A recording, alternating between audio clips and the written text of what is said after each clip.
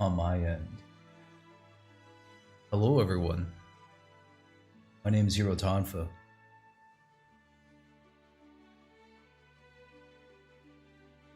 Forgot if there's any other relevant details I should share.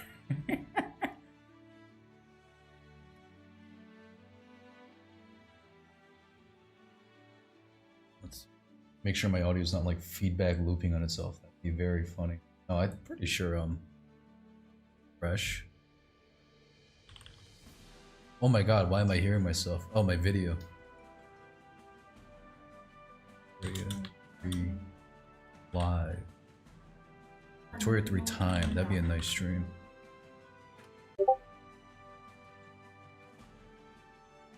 Then I post the YouTube video link and not my personal bank information in the comments. Yes. Even though I said I was going to be careful, I just Control V'd and pressed enter. I did not even check to see what I Controlled V. It's fun. You should have kept with the theme and said, like, learning to be a 19th century monarch. Ah, alright. Yeah, let's rewind all of today. Beautiful. And real quick, yes, I see your tweet. I'm going to retweet that. Beautiful. All right, so you just need to select Hungary, and then we can jump in. And speaking of Hungary, I need to I have retweet before you. me... There's nothing to retweet. Oh. See. There's nothing to I'm being very lazy about this. Like I said, this one was kind of short notice. Yeah. And ready up for me? Love readying up. Where's... Can I not Bottom ready right, up? I think? Only the host can start the game. I am ready. Oh, I'm not ready. Ah. Fascinating. It says no country selected, but I selected Austria. Did they lock off Austria for level 10? I hope not. I think what that would even like mean in a video game like this. Ian Ooh, Hernandez, low welcome to the level. stream. Paradox points. You have to play as like really tiny German minors before you're allowed to play a real power. Oh, I have to press the select button. Okay, there we go. We're in. I like the idea of like the original Rome or Medieval 2 Total War. They're forcing you not even to play as like France or England before you get new countries, but like, yeah, like Frankfurt or Brunswick. What do you mean you don't want to play as Saxe Coburg Gotha? That's a where cool Prince name, Albert came I'll admit from. that. Yeah. Oh, Ember, welcome to the stream. Faux Templar wants to know what a hero Tonfa is. Oh, that's me. I draw stuff sometimes. And I mean, yeah, it's basically what I do all day, essentially. Yeah, I drew some Beautiful, stuff for and- Mr. Ezekiel, and I'm working on my own game these days called American Revolution Smuggler. He's smuggling the entire American Revolution into your PC. Yeah, it's like soil, like by soil, piece of like brick by brick. You're like taking it all into the old world. Yeah, Right, so now- just to introduce everybody, we are going to be playing Victoria 3. I am Austria, and he is going to be annoying little brother Hungary. Sorry, Hero Tonfa. That's And all instead right. of annexing him like you would in a normal run, we're going to let the April laws pass, so Hungary gets to be a basically independent kingdom that happens to share the Austrian emperor as its king. Yeah, all the way in the cities of Shaklakaflahasar. Oh yeah, that's Magyar for you. Although, Yeah, okay, they got this is some a really words funny like that, and then they detail. got like Buddha. It's like This is a really funny detail. Hungary's capital is in Slovakia. oh really? Oh my god, I did not mean to turn. It's like Ozny? Yeah, I think that's used to be called Nitra. God, I used to know Slovakia's capital. All right, whatever. Slovakian geography is not the theme of today's stream. Let's actually get started. So, like, you know the absolute basics of running economy and stuff, right? Tools should be cheap. That's you. Bratislava, thank you, Ember. Mountain General would not be proud of me. As Hungary, I think you have the same tech as me in Austria. So the main thing we need to watch out for is that with National Awakening, the revolutions of 1848 are in the game, but only for Austria. So going into the 1940s, there's going to be horrific famines, and then by 48 or a little before, it's not hard coded. The people are going to get so sick of it, they're going to try to overthrow us. You're going to Okay. get the April laws, which will be good for you and bad for me, but I'm going to let you keep them so we can actually co-opt this. But the revolutionaries themselves, we want to beat the snot out of because autocracy is good. Yes. Why did they want to overthrow us? We didn't do anything to them. Something about starving in the streets. I don't know. I see. Well, that wasn't my fault. It seems like a. It seems like an act of nature. Yes. An interesting detail now is that since you are my subject, we're in the same market. So if you're producing, say, coal, it's entirely possible that people in Vienna or Prague buy it. And if I'm producing wheat, it's entirely possible that people in Buda or that unpronounceable city buy it. So we are working together on our economy here. Okay. I think that the first thing Austria starts with a shortage of is, okay, we're gonna need a lot of paper because Austria actually starts with public education, which is very good. Do you start with public education? That's a great question. Where would I check that? Politics tab? Politics, laws, or institutions? Ah. Okay, let's see. Education. Oh, Ember is coming to give you excellent economic advice, by the way. You should listen to her. Oh, thank you. Where is Emperor? Let's see. I got no schools, which is an education system, I guess, theoretically. At least the It's absence the best of one. education system. Listen, our education system, our school, is the school of hard knocks. I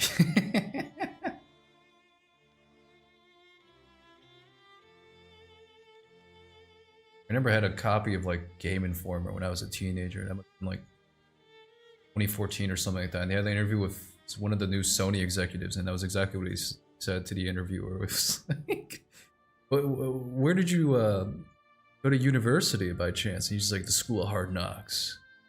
It's like, I mean, that's. Hey, heads up, I'm going to rival the British for the Diplo points. They're probably going to ask to help you get your independence. Do not accept that. Okay, so do not accept any help from the British. Yes. Also, check your land reform, because if you have manorialism, you want to keep that for a while. Sure. So usually serfdom is really, really bad in this game, but manorialism is a variation on serfdom. And what it does is, I'm going to bring this up on the stream for people to see. What it does, why can't I see the peasant farms? Trying to see, is it under economy? Okay. Okay, so if you go to the serfdom production method, what you'll notice is that there is going to be a very slim state construction efficiency output, which means uniquely in Austria or any other country with manorialism, your peasant farms go from maybe the worst building in the game to a very, very good building into the mid-game. Because now, instead of having to build construction sectors, your worthless serfs are building stuff for you. That's cool. And I think I should be able to see your laws from domestic. Yes, and you have manorialism too, so you want to keep that for a while. Okay. It sucks a little bit for you, though, because if you have serfdom, I don't think you can pass an education system. Although, I think I can force you to pass religious schools. Sure. Why not? Real quick, what's your state religion law? I believe it is state religion. State religion. I think. I'm not certain, but I think if you get off of state religion, I can give you public schools, which are better than religious schools. For now, I'm going to click the religious school button, and it should help you pass the bill. Oh, yes. Well, I got an immediate thing. Austria in their capacity as our overlord has issued demand. Yes. Begin immediately. Our relations with Austria are imperative. It's very convenient, actually, as like another player.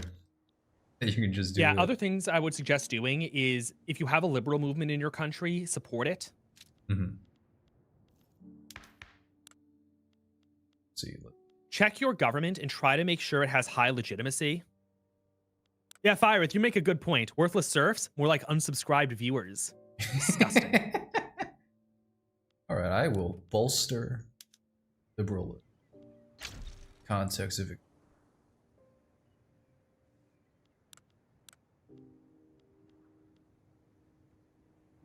All right, I'm also looking at your screen. Yeah, you have a very legitimate government with the magnates. You should probably keep them in for a little while because, like, Paradox hard coded us to be very, very unstable for a little bit. Yeah, they have an anti-Hungarian bias, it seems. Very strong anti-Hungarian bias. There's also a company that makes people less pissed in my country. Yes, the Gubder Thonet. They make furniture. Flood the market with cheap grain, bankrupt the Austrian farmers. Yeah, no, I should build factories at the expense of.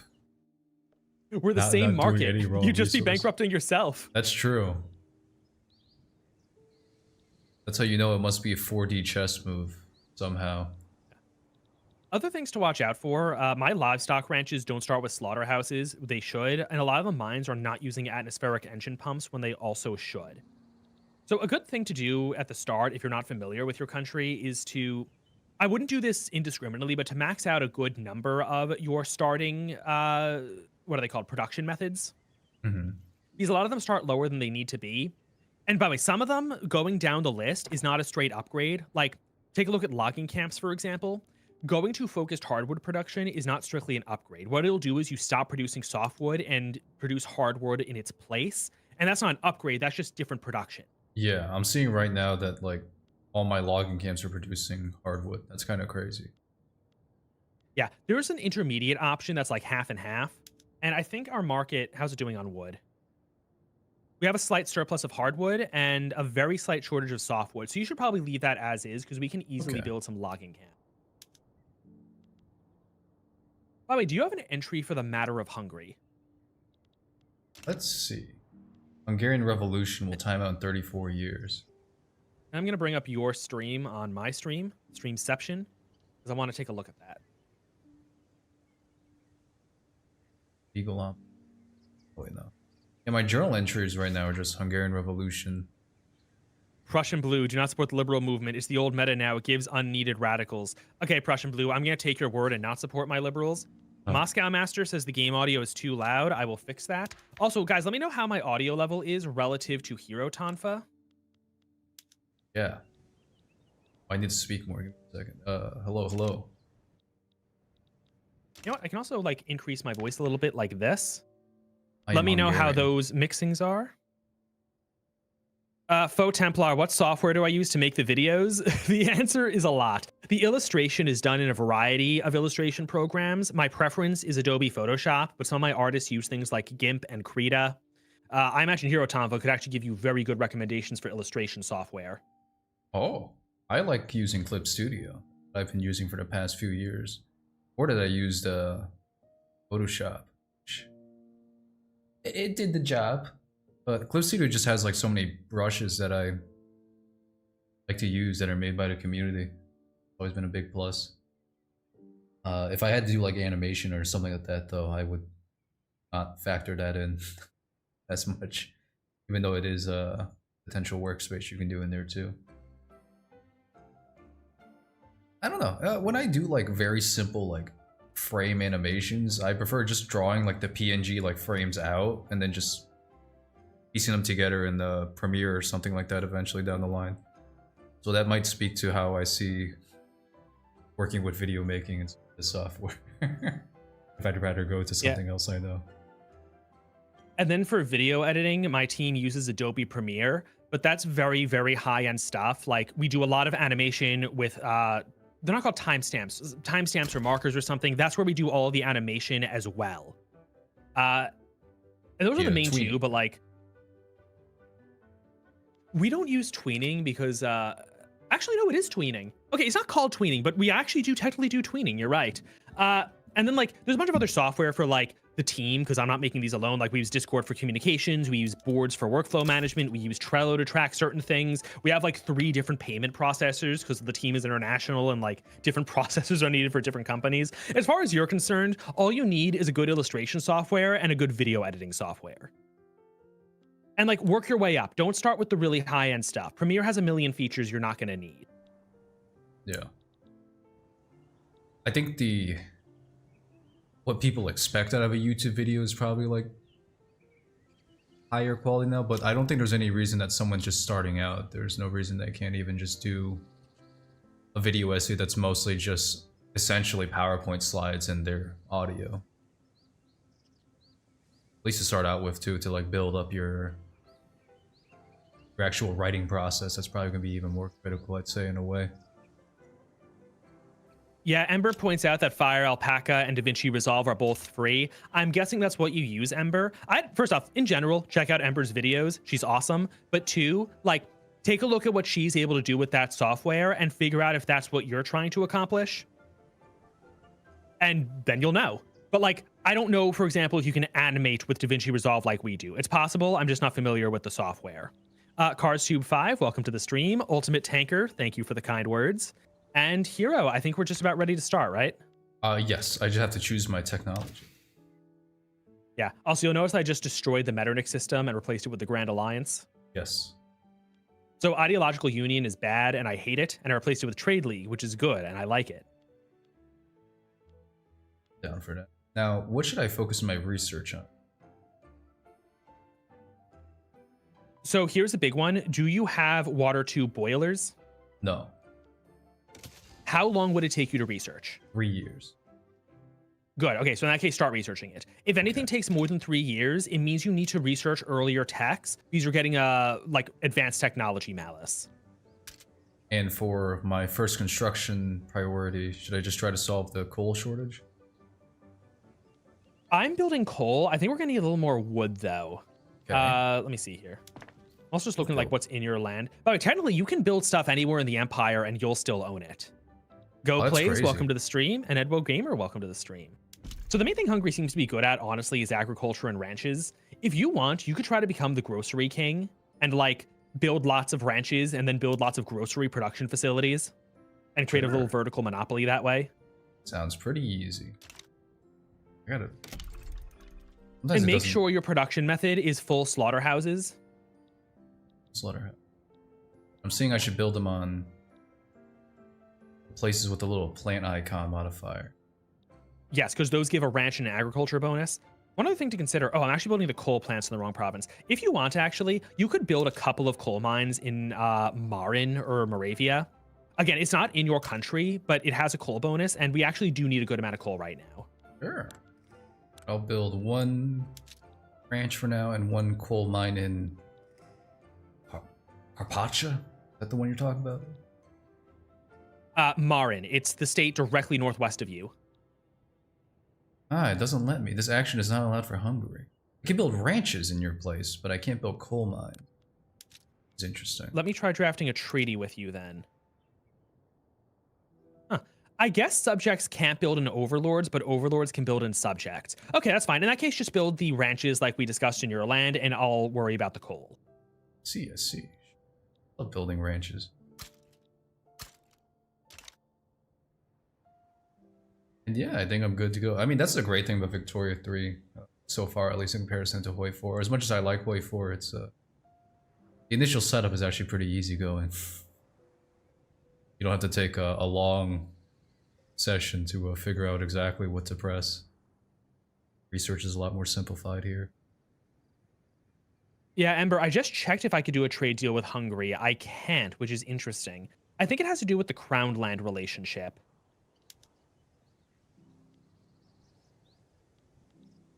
Is there anywhere I should declare my interests? I would suggest just like in the Balkans and stuff, but I think that any interest I have, you end up having too, because you can always join a war. All right. It's like declare interest in like the Balkans, like anywhere that's a neighbor of ours, really.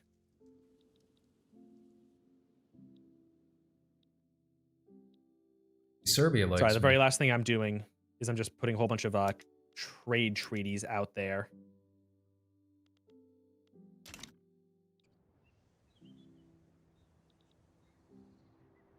I mean, because And the I game just hasn't hit started play. yet. Yeah, I got 300,000 radicals and no loyalists, but I'm assuming that'll fix up soon. All right, the Holy See now has a treaty with us. I think 2 Sicilies should have just adjusted the treaty with us. Also, I have a lot of extra money. So are you currently passing a law, or did the law actually pass? I'm currently working on enacting religious schools. Yeah, it was not automatic. So in that case, just try to make sure your legitimacy is as high as possible, and you can do that by lowering taxes and stuff. Ah. Also, sorry, ladies, but we need to get the birth rate up. Eagle guardianship. What it is. Yeah, regarding Hungary's relationship to me and being able to build stuff in the country. You're a crown land, which means what? It's a good call. I'm sorry, Ember, you gotta take one for the Empire. Bavarians turned us down. Really? Why? Also, Streamlabs is being way too aggressive with the posting. I'm gonna tell them to chill out. And Great Britain just rivaled us. Again, if they try to offer to give you your independence, do not accept that. They can drag us into a war. They hate us, they don't like us, they think we're funny. Yes, and why would you want to be independent? I treat you so well. Yeah, no, independence is like, not only is it a pipe dream, it's also dumb. Exactly. And to make sure you think that way, we have no schools in your country.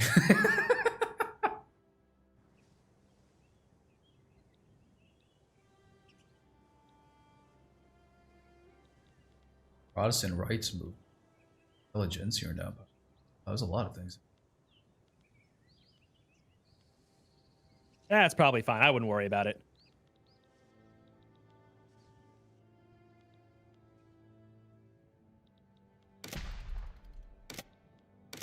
I like the sounds. So yes, of this I game a mentioned lot. I was getting UI and everything. Oh, yeah, the music is awesome. The sound effects. I just want to say, because I mentioned I was getting food, because like this morning for me was leg day. I have a veritable feast of low-fat, high-protein options, including Greek yogurt with almond butter and what do I have here? Cheddar cheese and low-fat mozzarella cheese. I will perfectly. Life is I've good. tried multiple times to get into Greek yogurt, and it still tastes silly to me. I don't know how other way to describe it. I really like the vanilla Chobani yogurt. What is a Regular plain Chobani? Greek yogurt is very sour. Yes.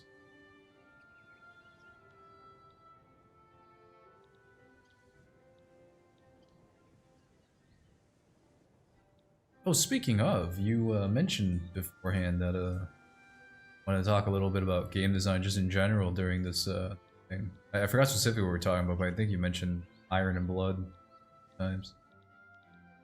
Oh, yes. Sorry, real quick before we get into that, you can see what's short on the market on the bottom right. There should be a thing that's like markets, and then it, wait, where is it? Yeah, I and see it it should in be the like the top, Austrian market. Yeah, you can click that. If there's a specific shortage, it'll tell you there, and if you click on it, you can get into the Austrian market screen, and you can see what there's too much of or not enough. If you kind of look at my screen, you can sort it by like what's had the most price increase. What are we the shortest on or most surplus of by quantity?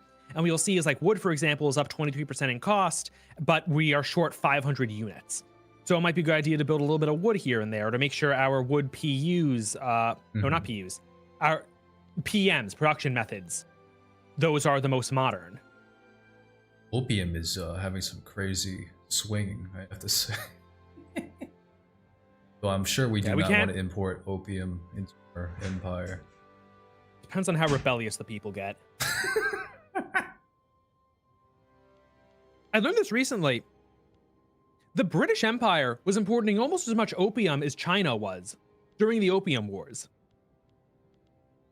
I kind of like saw it a bit in I mean, it's fiction, but still, the fact that like Agatha Christie really did live in the imperial era and stuff like that. Some Perot episodes from the old like 90s TV show, they would be going to an opium house and it would be full of, yeah, as much like white Englishmen as it was like the Chinese immigrants working in London. Oh yeah. And so it was clearly like a mutual problem that frankly it would have been the best for the common populace in general of many nations, that if the state kind of clamped down on that a bit more, it seems.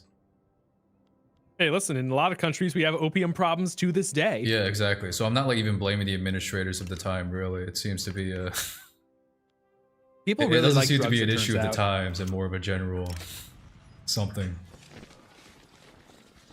What really sucks about modern opium, well, okay, I guess this is good or bad from a certain perspective. Modern opioid medication doesn't get you high, it just makes the pain go away. Whereas like back then they were getting high too.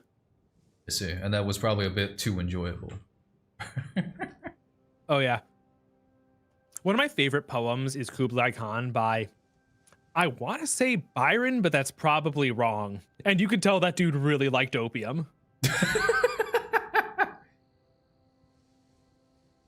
I'm remembering too. I don't know if it was opium, but Sherlock Holmes. I remember like I was so shocked when I read some of the stories for the first time a few years ago, and it was something Watson like complained about too. He would come in and Sherlock wouldn't be on a case, and he would be like high, and he was either opium or like cocaine. And it was already socially frowned about because Watson was like, "I really wish you didn't do that stuff, Holmes." And Holmes just like, "What do you expect? I got nothing going on." And it's like, that's Get not me a another very line. good, Get me yeah. another line. That's not a very good excuse either, Mr. Holmes. I have to say. Okay, I'm gonna blow your mind. Do you know the show House MD? A little bit, yeah. I actually haven't seen too much of it, but I know enough about it, I think, through osmosis. It's literally just a medical version of the Sherlock Holmes stories. That seems to be the case, yeah. I was wondering if I should actually like give the show a proper try. Dr. House is exactly like Sherlock Holmes, where he solves the case no one else can. He is also an opium addict because he has the issue with his leg. Wilson is his Watson, where like he's this kind of well-meaning person who's not as smart as House, so House has to always explain things to him. The whole setup is identical to Sherlock Holmes. There's a lot of these old, like, sort of episodic formats for sure that have kind of fallen out of the wayside in favor of more. How do we? What's the word? Is it serialized? No, it's not serialized, but just like very linear, long form sort of storytelling. I feel like I definitely miss a lot of this stuff too that was a little more episodic. Just like, as I mentioned, the Perot show. Very big fan of from the. I like the old movies. Oh, the Ottomans are pissed at us. What the? Rival them back. Sure.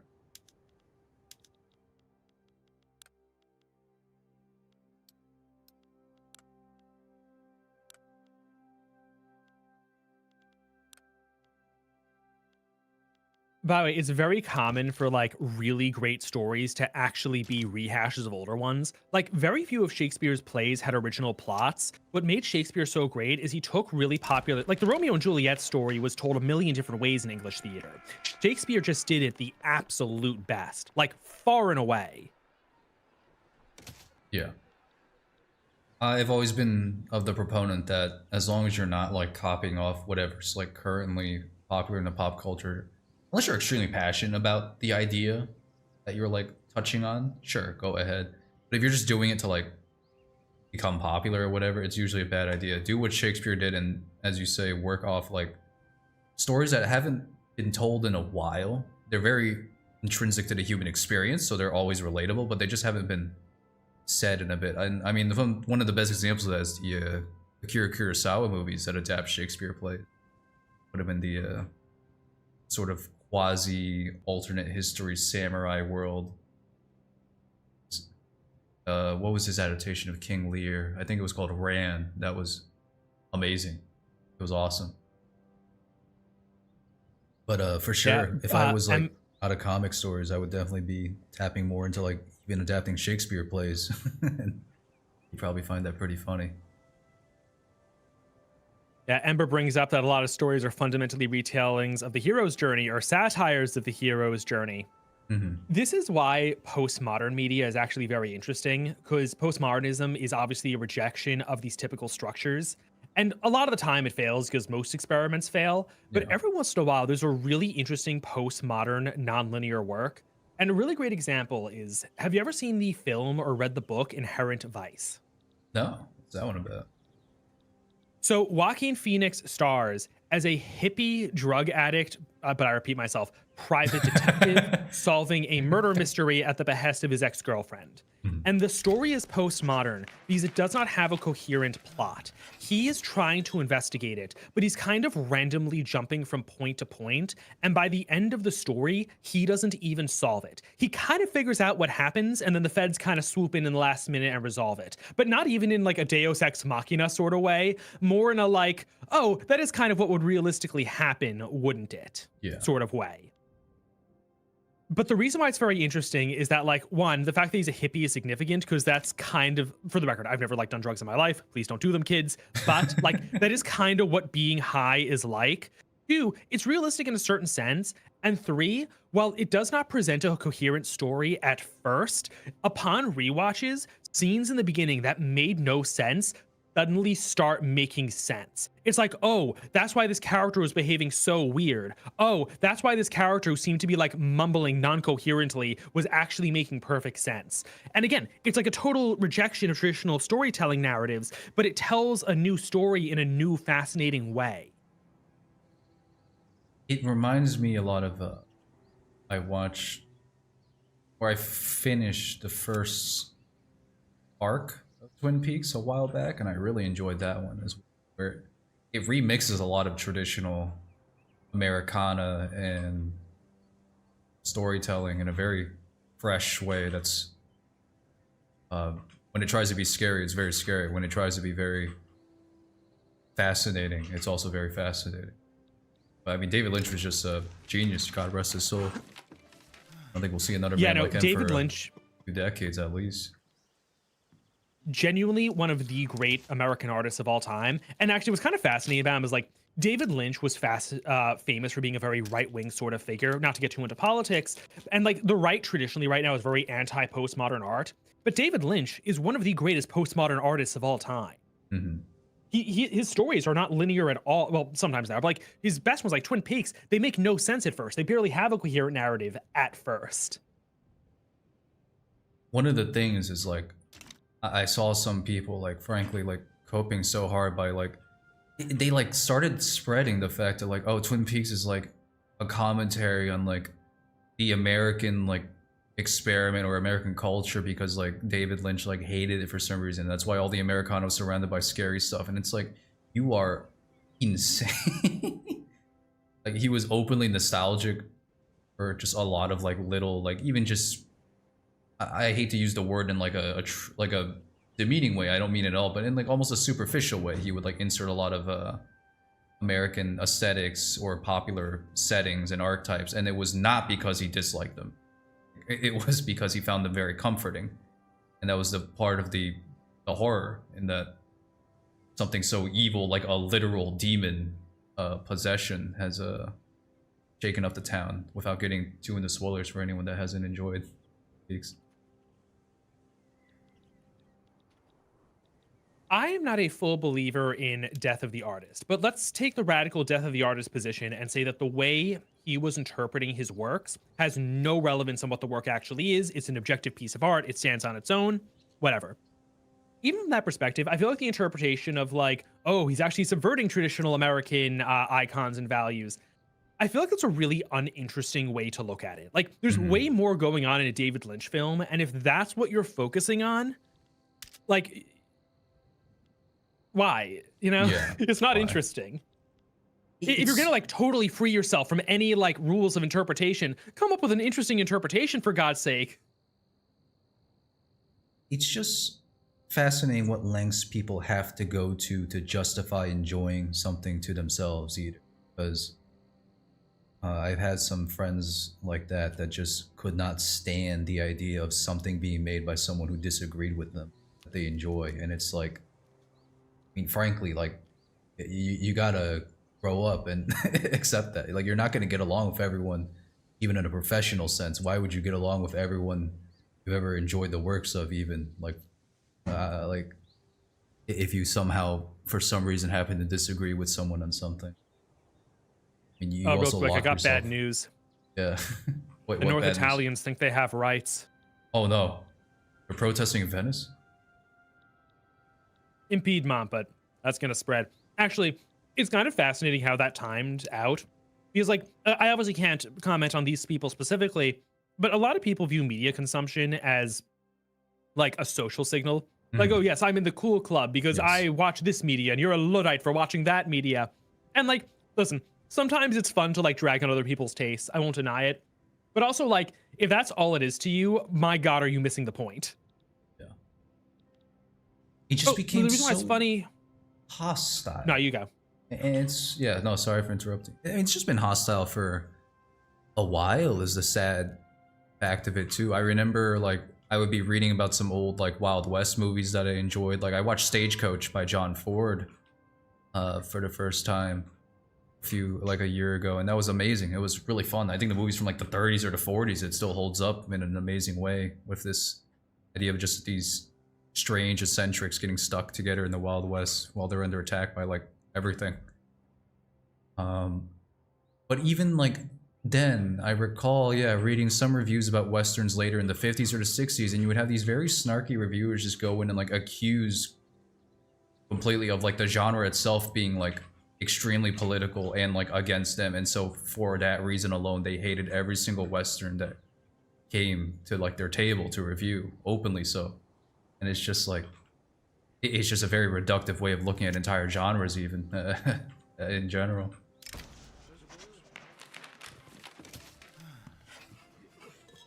And of course, that's like and the point I main... want to make though is that like the whole national movement thing that's coming up, like, oh, now there's an Italian national movement, now there's a Polish national movement. That, I wouldn't say it's the origin of it, but this was a big manifestation of it, where like, especially in the early mid 19th century, people started viewing art as extremely, extremely political. Like the Italians would go to the opera for like entirely political reasons. Like, and censors were like trying to tell the opera writers they couldn't write certain stories. Like if you were an Italian opera writer, you might want to tell a story of the Sicilian Vespers who cast out the Normans, and the Normans were kind of German. So, oh, these Italians are casting out Germans. That's like the Venetians throwing out the Austrians now. And like art became extraordinarily political during this period. Yeah, I remember we're kind of witnessing that now. I don't know if it was like true or not Amadeus, but yeah, like the Emperor of Austria? Is that who he... Yes, that was the emperor. He was extremely like personal. He was very friendly. He was an amazing patron. And yeah, even then, that was some of the things he would ask, like understandably in the political climate of his time, it was very heated. It's like, yeah, just don't focus on anything having to do with the French Revolution. It will start like national riots if you push it too far, accidentally even. And he like even gave like Mozart the benefit of the doubt, which was completely true. I highly doubt Mozart even was thinking about how to spread revolution. Of course, it disappointed him. He just wanted to tell us cute little stories. Exactly, yeah. From a setting standpoint of being restricted from doing a specific setting, yeah, that was what hurt him.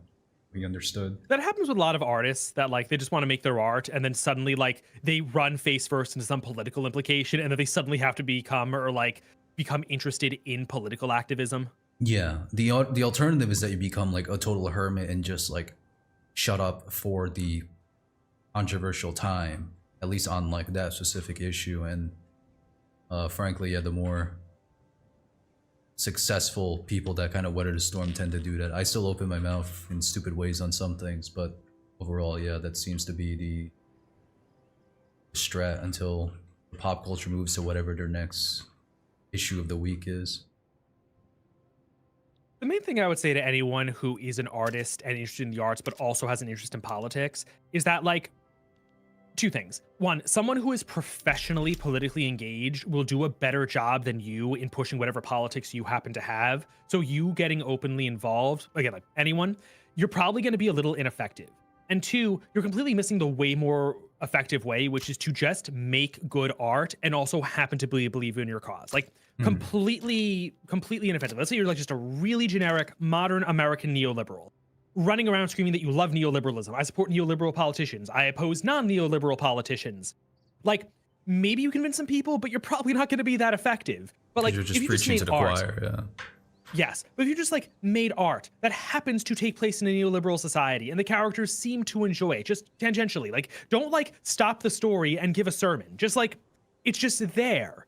I feel like people would like it a lot better. And like, you know, even a kind of subtle example is like, if you're telling a story in medieval times and you think the king was really good and you depict him as good, I feel like some audience member will be like, wow, it sure is unfortunate we live in a democracy because we don't get to have great kings like that. Yeah.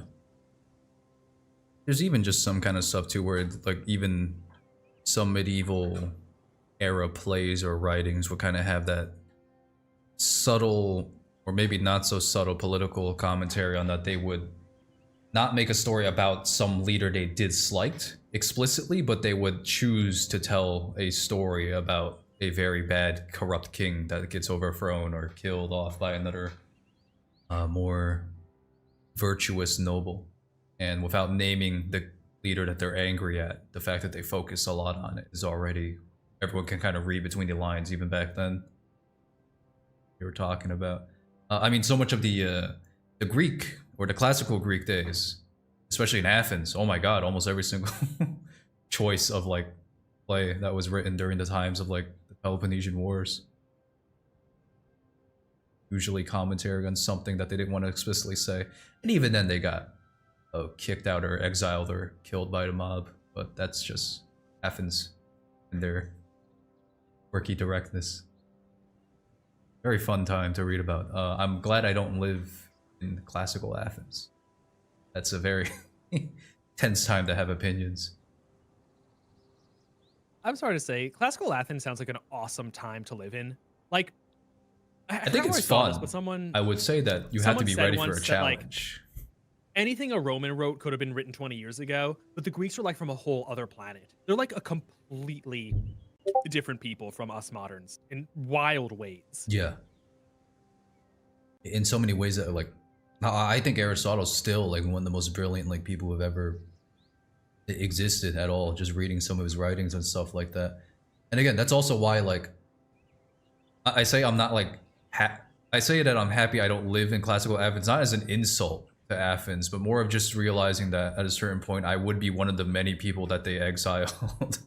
And then you would be expected to like, I mean, some ancient Athenians, unfortunately, they would take very scary way out, but other ones you were just expected to kind of bide your time, and then the next like coup happens, especially if like Sparta happened to back it, and then you come back and like seize power, and then you get overthrown in 10 years. It was very French Revolution kind of instability at a certain point, but I mean that's what happens too when you have so many puppet regimes set up by Sparta and your other rivals. The modern word sycophant comes from the ancient Greek term for Athenians who, let me go back a little bit. In Athens, there was no police system. The way you arrested a criminal is some dude just accused you of a crime and the whole thing goes before a court. And if you convince the court that, like, the dude's a criminal, well, not the court, the jury, because everything's democratic, then the person goes to prison. Like, it's actually kind of Soviet in that every one of your neighbors is watching you to commit a crime. And there were people who literally made a living making up that rich people were committing crimes, and they were so good at convincing the juries that the rich people were committing crimes that the rich people would have to pay massive fines both to the state and to the person who accused them. And Ember, by the way, I'm reading your points. I think you're also like totally valid in that sense. And going off of your whole all art is political thing, the only people who say that are not artists, they're political activists. I've seen some artists say it, fair enough, but like, gee, it sure is convenient that you, political activists, are able to mobilize literally anything to political activism. It's funny how that works out. You're able to do it every time. It was a failed mafioso state. I don't know if I'd call Athens a failed state. The society was like, for all its faults, surprisingly functional. Like, they damn near conquered the Persian Empire. They got really close 3 times.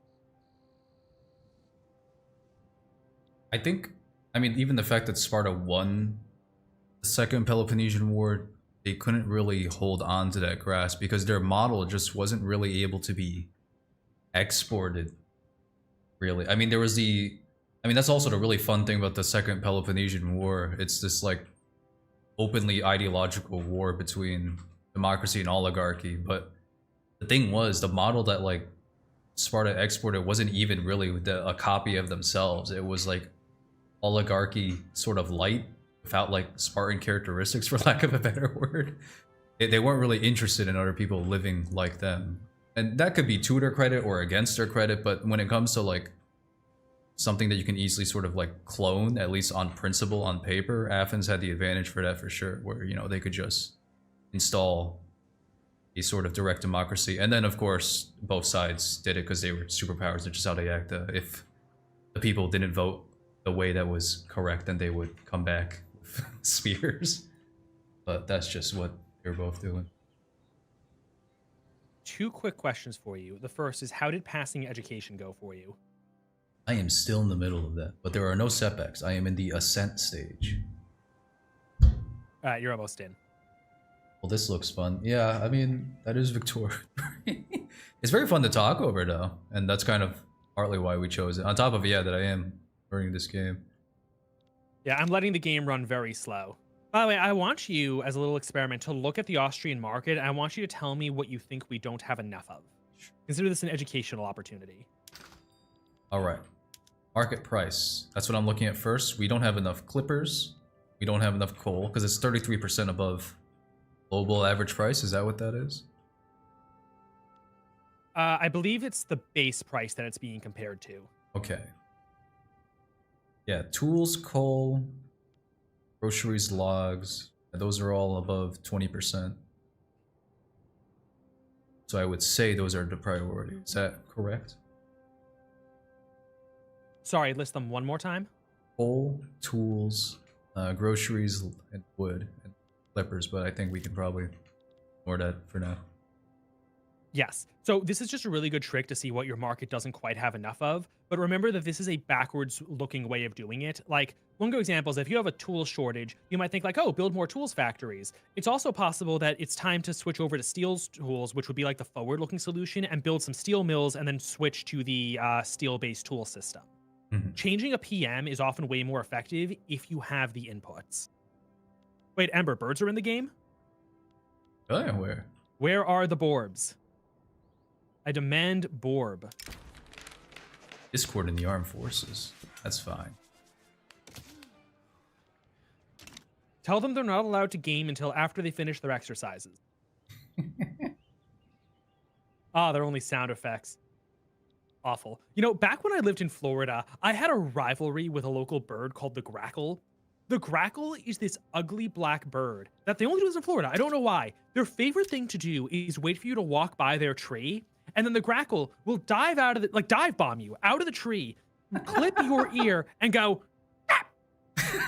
Bap!" It's the most awful sound. The fact that it has the most like fantasy goblin-esque name too, the grackle. Horrific creatures. I hated them. And other birds clearly hated them too, because I always saw them fighting each other. By the way, I just got water 2 boiler, so I can upgrade all of the PMs that are producing raw materials. And I think our iron shortage should be completely destroyed now. Yeah, we have an iron surplus. We should have a coal surplus now. So it's time to start moving on to... we need ranches, we need wood, and I might want to start working on steel soon. Although, I know, we're not that short of tools. By the way, a good trick, if any production method lowers employment, you actually don't want it. Because your early like this game is based on Keynesian economics, basically. You want to make an intentionally inefficient economy to increase the labor supply. Sorry, to increase the labor demand. See. Yeah, random and sure. You hate crackles too. They're the worst. Oh, Person of Earth, welcome to stream.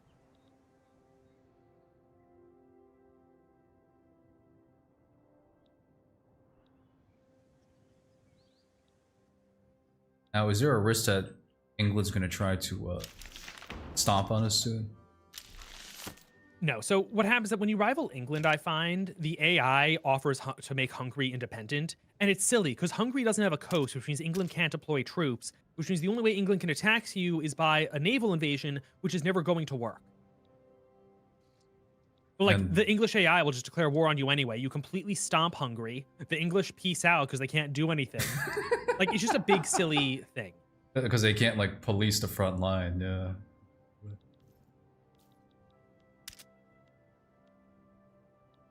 Ember, how did you lose to a seagull? Alright, I have, the schools now. Alright, so you should go to your institutions, and you should max out your investment in the institution. For the record, it is not great to have a high religious school law, because if you have high religious schools, it's going to be very hard to transition to public schools, which are way better. Mm-hmm. But I think that I, as your overlord, will be able to force you to pass public schools, and that will help you out in that respect. I'm also learning I need to build more bureaucracy buildings. Let's see. So build those. This is a little trick. When you're building them, there should be like a screen that comes up. Go to tax and organize tax from lowest to top, and you want to build them in states where your tax is negative. I see. Because there's no tax. But also watch there. infrastructure. Oh yeah, my infrastructure is very good. This river like modifier is fantastic. Yes. Imagine trying to naval invade a landlocked country, average paradox AI. Can you do laissez-faire in this game? Yeah, of course. Laissez-faire is actually my favorite law because it lowers your interest rates. But as Austria, you don't have very good interest rates because your middle class IG, the Kleinberger, they don't do anything to reduce your interest rates. So I think as Austria, you want to try to not do too much deficit spending and focus more on like keeping a balanced budget. Whereas if you're like the United States, you can like go laissez-faire, keep your middle class happy, and then just do unbelievable deficit spending with an interest rate of like 0.001%.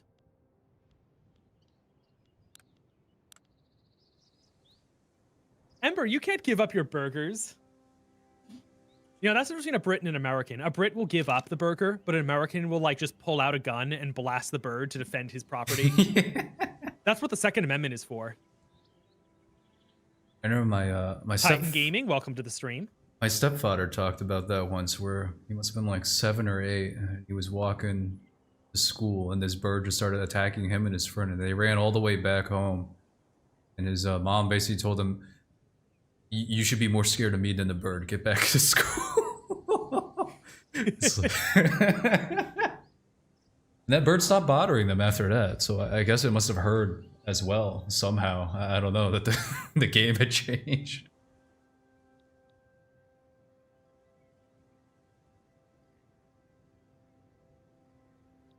Now, for us, what is the major war on the horizon that you think is most likely going to happen? I'm assuming against Persia or the Ottomans. So our number one concern is not getting murdered by the revolution of 1848. Okay, so it's internal. As soon as that's done, we can start like worrying about expansion. And Prussia's going to be picking on you a lot, I imagine. It's definitely a risk. Something I used to do is I would like to take Oberschlesien, which is the south side of Silesia. One, I actually kind of like the border it forms, but two, like it's usually a pretty easy pickoff. But what I find happens is that it gives you a ton of really angry radicals who make the revolution of 1848 way worse. Mm-hmm. The nanny state ruins your day once again. Okay, in all fairness, in the UK, you probably can't shoot the bird either. It's really weird. Like, one example is like pets, like cats and dogs, they have a bunch of legal rights. But if you are categorized as livestock, like boar or pig or cow, you can do almost literally anything to it under all circumstances. So if you have a pet pig, it has no rights. But if you have a pet dog, tons of rights. But what animals have what rights is a state-by-state issue. This reminds me of a Chris O'Neill thing that he shared, where he had like a schoolmate in Ireland that he like brought like his BB gun into school. He was like, "Oh, there's nothing I like doing more than unloading an unsuspecting bird," and it's just like. Yeah, and it depends on what bird you're shooting at. Like, if you're shooting at a bird that has game seasons, it's illegal based on what month it is. If you are shooting at, like, a bird that's considered livestock, like an ostrich, again, don't take my word for it, not a lawyer, I'm pretty sure you have really broad leeway in that respect. But if you shoot at a bird, like, I don't know, maybe parrots are considered pets in some states. If you shoot a parrot, that's animal abuse, and you go to prison. Mm-hmm. Well, I imagine a lot of it, too, was, like, especially I'm assuming this kid came from, like, the farms or something. Things that, birds that, like, destroy crops or mess with the planting season, I imagine, are probably under their own special rules as well. Yes. Okay. So one of my favorite examples, like obviously the Second Amendment is like a big debate. We even talked about it a little while ago. One of the funniest use cases for fully automatic weapons, aside from the usual like overthrow tyranny argument, is that in America, there is a real honest to God problem with wild boar. Mm-hmm. And a wild boar, even if it's only up to your knees, if it charges you, it can break your legs and probably just straight up kill you. And there are massive roving herds of these things in parts of the country. So a genuine solution to this, because like we don't know any good natural predators to kill them naturally, is a bunch of dudes will get fully automatic rifles, hop into a helicopter, and chase down these herds and gun them down. There's footage of it on YouTube. I see some of these guys in like pickup trucks and ATVs doing it. Yeah, some tourists pay to like be the dudes in the helicopter. Oh my God, look at what we just did to Belgium. Let's see what we did to Belgium. Oh, it just lost Luxembourg. Oh, it lost Eindhoven. that is. He lost a lot. Lost a lot. I have one mutual on Twitter. I think he's called Punished Billy or something like that, and he lives in Hawaii. And I'm not doxing him. That's something he's publicly said on his Twitter and stuff. And the fact that that like little island has such a boar problem is like crazy. Like he's not even exaggerating. He will be up like many nights of the year just like patrolling around his neighborhood and like in the morning like apologizing to his neighbors for like the gunshots in the night because there's always like a dozen boars at any time on his property. Like it's I never knew there'd be so many in Hawaii even alone. It doesn't help as all either that they're some of the most cartoonishly hostile animals on the planet to humans as well. Yeah, no, wild boar are insane. And like they can like become huge. They can get like 6 or 7 feet tall, like RPG monsters. Yeah, that's exactly what I was thinking. Like some like type of stuff you would see in like a fantasy like RPG. And like even historically, like, you would have some kings and nobles that like just die doing a boar hunt, being surrounded by like heavily armed like bodyguards and everything. But the boar is it's a monster. What are you gonna do? So sometimes you can't account for, even now with all of our like modern firearms technology and like vehicles, even there's still a significant risk. Yeah, no, I have no. And like it doesn't matter how many experience with rednecks we send out into the woods with fully automatic weapons. The boar population just keeps getting bigger. I'm imagining you describing it like a modern like RTS setting or something like that. There's two factions, boars and like just a summoner. I've seen worse pitches for video games. Yeah, Joseph Stalin versus something worth aliens. considering. Try switching your construction goods to iron frame buildings. We have so much iron in the market, it was actually cheaper for me to go to iron. Iron frame. Oh wait, actually don't. I'm chewing up all the iron on the market right now. If you start demanding iron too, then we all die. The economy is over.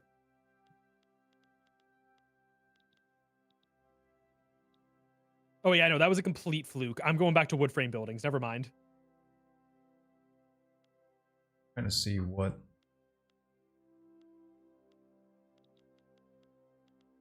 Oh yeah, you told me to do slaughterhouses. I never did that. I'm doing that right now. That's gonna fix the meat. Oh, We need beef. sorry. More wood wouldn't be too painful either. Sure. Tools aren't too bad for us. It's mostly like raw input goods that we're having problems with. Oh, by the way, do you ever finish that first research? Oh, that's a good question. No. Have you just not been researching anything this whole time? No, I've been researching water tube boilers. I'm like 7 months left. Do you think overthrowing a tyrant is always justified, even if it causes chaos? Listen, if the tyrant was holding back chaos, was he really a tyrant? Like, what's the point of overthrowing a government if you're just going to make the situation worse? It's a very interesting. This is like the French Revolution. Oh no, Louis XVI is a bad ruler. It's like, yeah, who are you replacing him with? The situation just got worse. I have an old boss. Came from Haiti. Did you overthrow him? No, he didn't overthrow. No, I didn't overthrow. No, he's a good boss.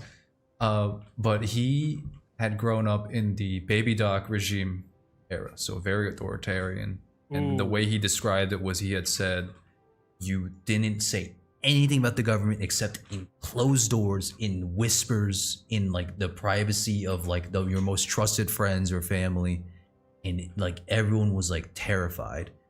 And the thing that he brought up with this later was he was a very philosophical and very pragmatic man. He says, I then grew up in the like supposed era of democracy and freedom. Things got 10 times worse. I would have done anything while I was living in Haiti to go back to like the days of like the Doc family running things.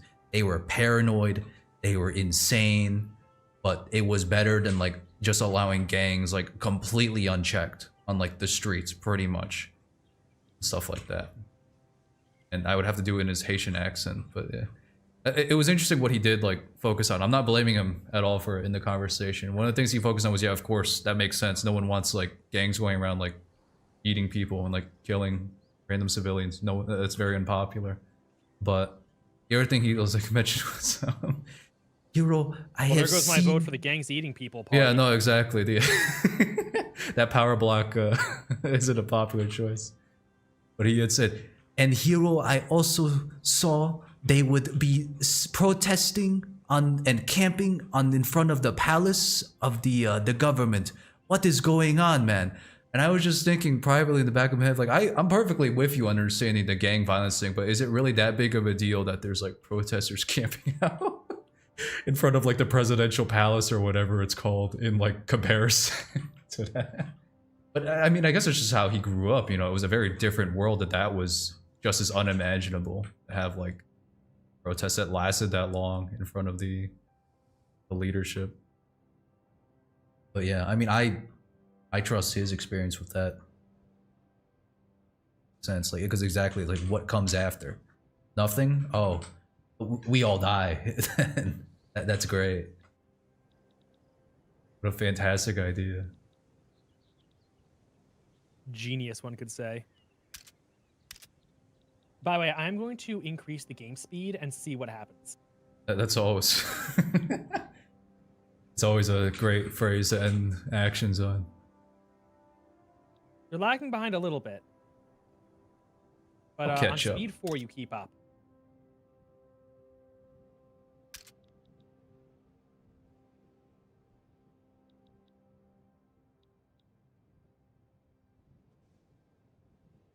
Your starting nation with Victoria 3 with South Africa. That's actually not the worst suggestion. Actually, no, Cape Colony is really good. Usually when people are learning Hearts of Iron 4, you suggest like Canada or India or something. But in this game, they're a little complicated. They're in sort of a complex situation. I remember the game recommended Belgium as a tutorial to like practice like the colonization mechanics and stuff, but I have to say it was kind of almost impossible.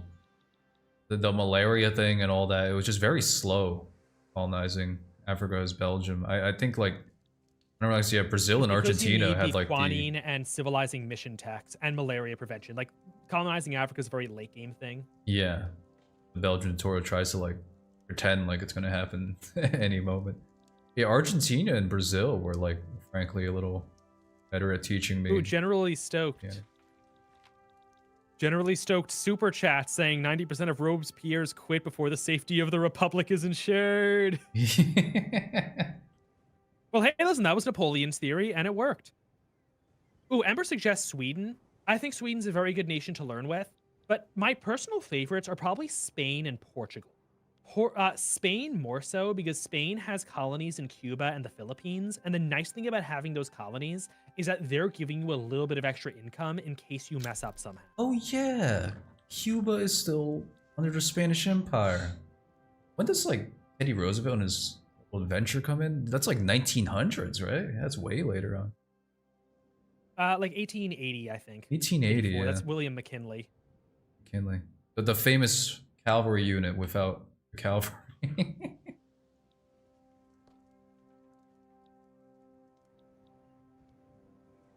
Doc, why do you only have 24 construction? Are you low taxes, or are you just not building to investment fund levels? I mean, I don't think we're playing too competitively. I can definitely build some more construction sectors so that makes you feel better. Here. Now, I have 16 construction. I should probably pumping that up then. Sounds like. Yeah, how's your budget? My budget is 9 point, it's plus 9k. Oh yeah, dude, you should definitely be building way more construction sectors. Okay. You have a massive gold reserve, which you don't need.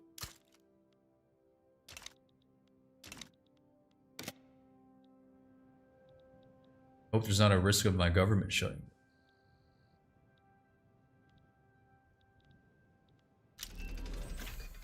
Oh, I found a water tube. There you go. The next thing I would go for is probably postal saving.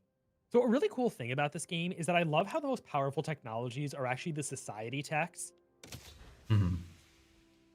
Like, in most games, a society tech would be like, your people gain +1 happiness. But here, it actually, like, it's real, genuine social technology. It fundamentally changes how your society is organized, and because of it, it enables cool new things to happen. Mm-hmm. Like, if you want to make your industries better, sure, like new industrial technology is cool, but what's way better is inventing postal savings so your common citizens can engage in capitalism as well and finance these new projects. Mm-hmm.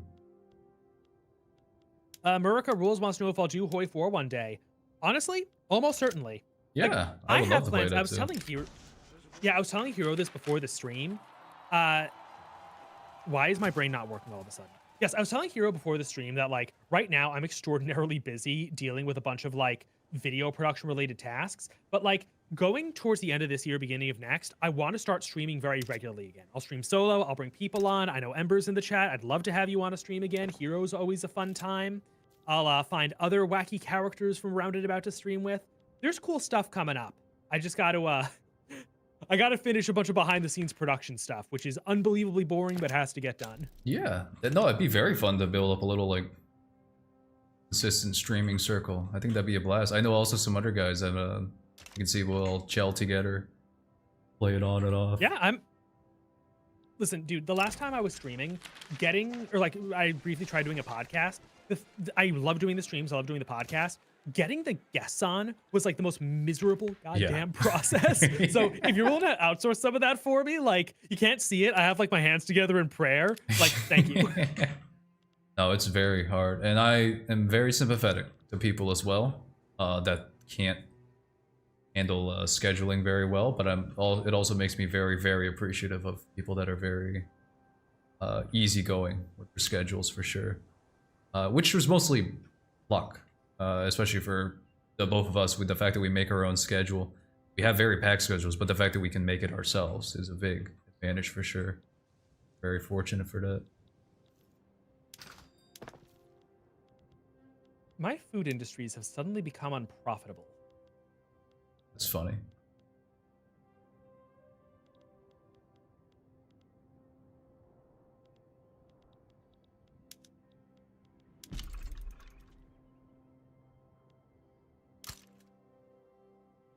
I don't know why though.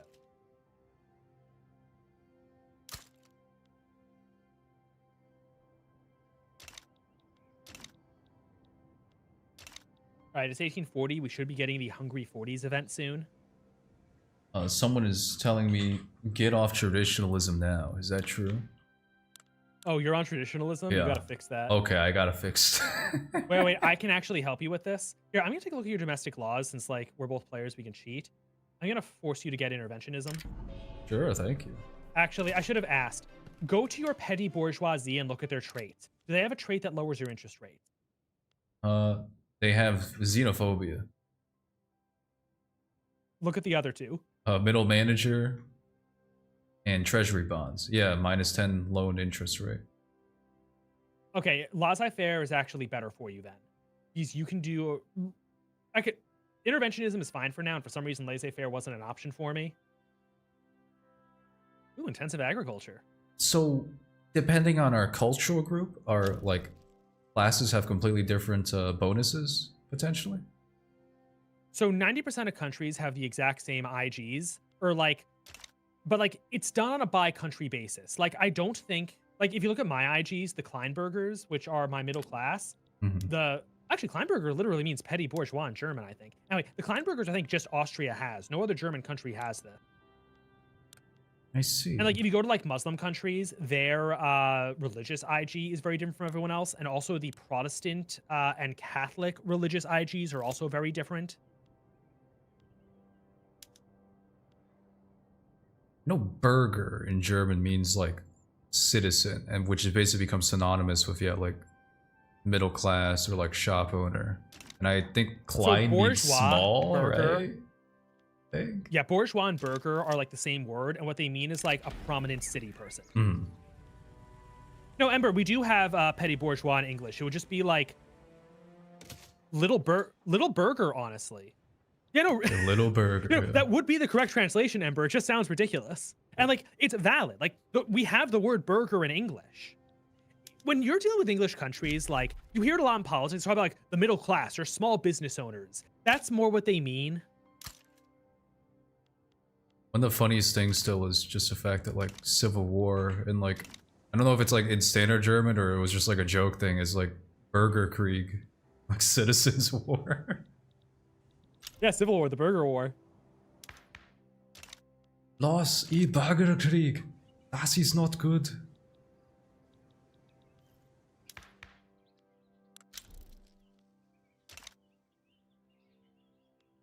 Right, I'm allowed to create a second company now. I think Austria has a second one. Yes, our clothing company reduces the number of radicals in the country, which we need. So I can invite an agitator, should I?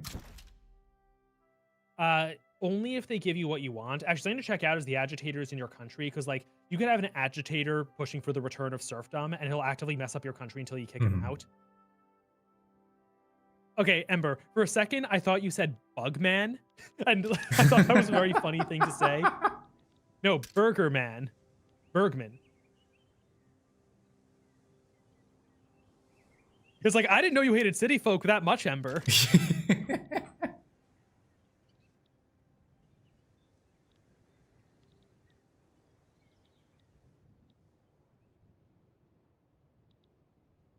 Here we go, Hungry 40s.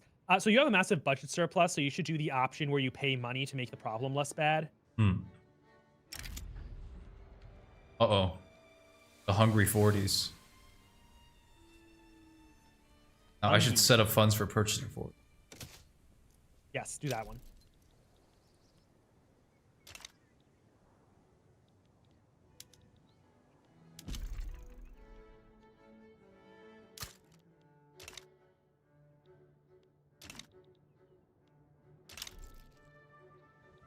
All right, I'm going to start doing the transition to steel. Sure. Oh, I saw Crusader Kings 3 was having their next expansion pack be East Asia in general. That's very fun. I'm actually kind of excited for that.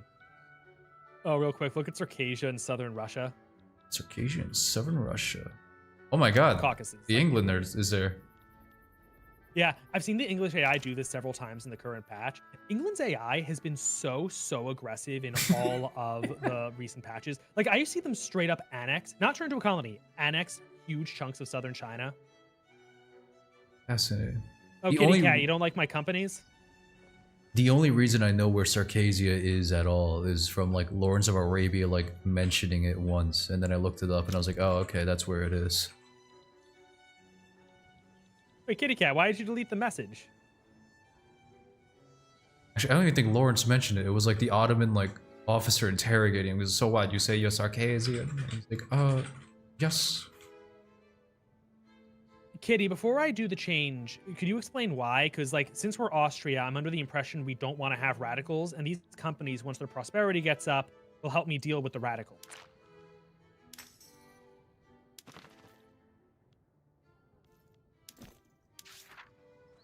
God, Ember, with Crusader Kings 3, I'm so between, like, we're so back and it's so Jover. Because, like, on the one hand, I would love Japan and China and Korea and that whole area in Crusader Kings 3. On the other hand, the game is, like, already wide as an ocean and shallow as a puddle. Yeah. And this is going to make that problem 10 times worse.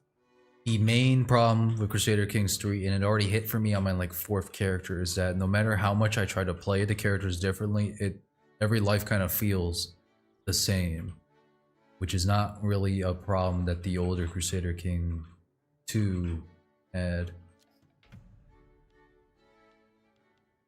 Which I don't know if that's just maybe a content thing, I guess? It probably is, yeah. The fact that, like, I played as Venice once, and I couldn't even play Venice normally because, like, my character became, like, a witch or something. And it's like, as much as I wanted to play Venice normally for the first time, it was like, that's definitely something I remember for sure now, where it's like, yeah, that was definitely not a normal playthrough.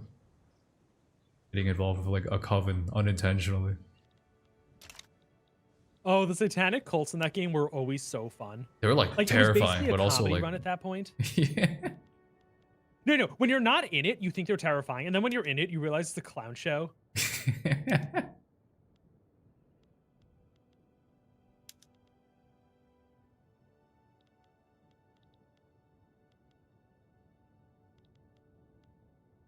Yeah, wood is still expensive, man.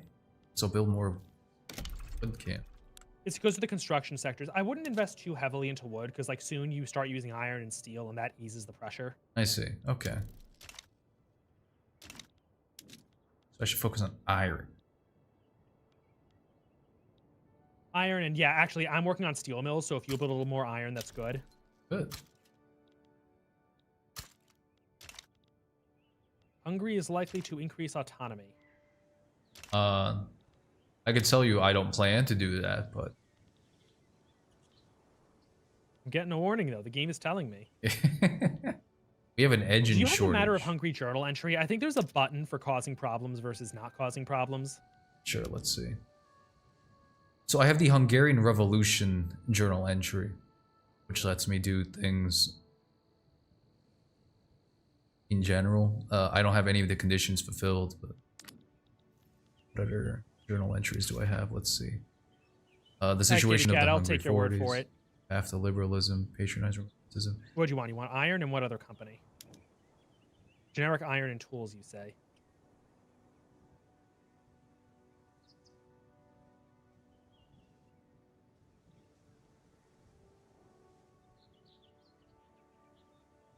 Hungary has been denied the ability to exercise military authority over its own recruits. No kidding.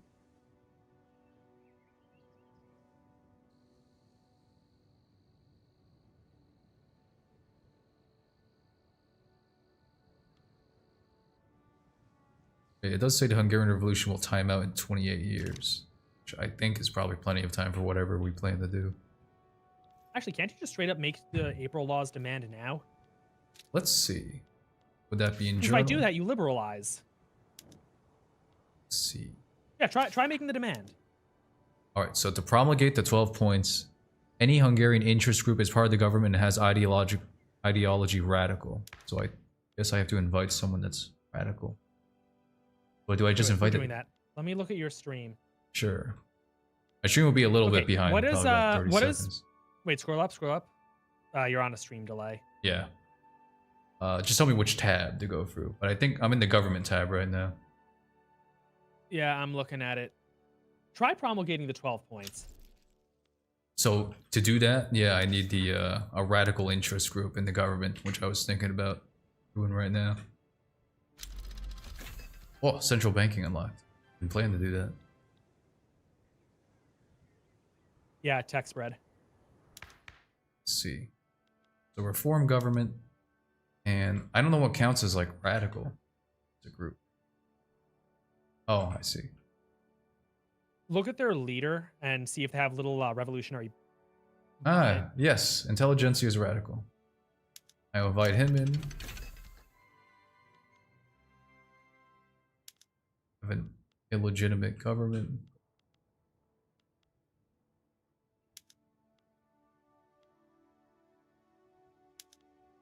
Contested government? Is that good enough? Probably. Why not? Yeah, you can also lower taxes to improve legitimacy. I see. Legitimacy of the government of Hungary has to be greater than equal to 7. Okay, I will lower taxes for that. I see.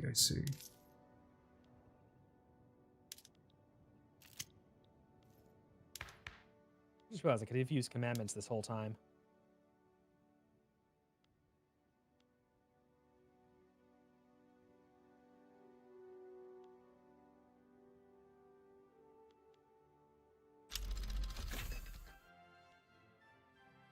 Well, the military might be a jingoist. Okay.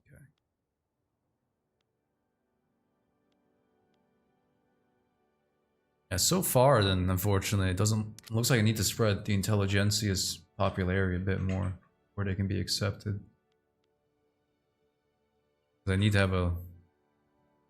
Hey, what if I just have the intelligence itself?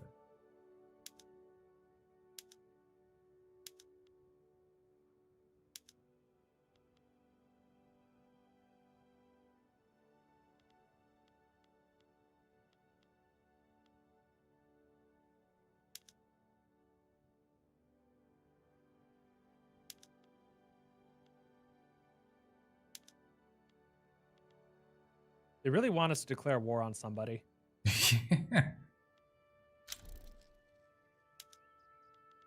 Yeah, Ember, a lot of the Vic 3 soundtrack is just the Vic 2 stuff. Either remixed or just straight up added to the game. Oh, so that's why it sounds so good. Let's see. Oh, conspiracy is forming among the intelligentsia to launch a coup and establish a republic. Should I do that? So, pick the option that does not increase the coup progress, because what you can do is you can just kick the intelligentsia right out of government, and then the coup stops. It's a very silly mechanic. So while they're there, see if you can promulgate the 14 points. There's a choice that can do it for 10 years and a force that something that can do it for 25 years. Oh, I mean 10% progress in 20. Oh, I just lost it.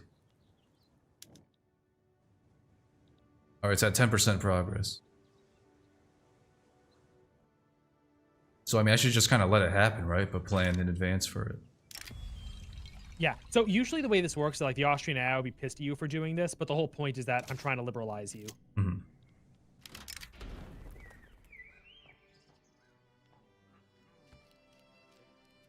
Banners expect the government to pass free trade. We'll see what we can do.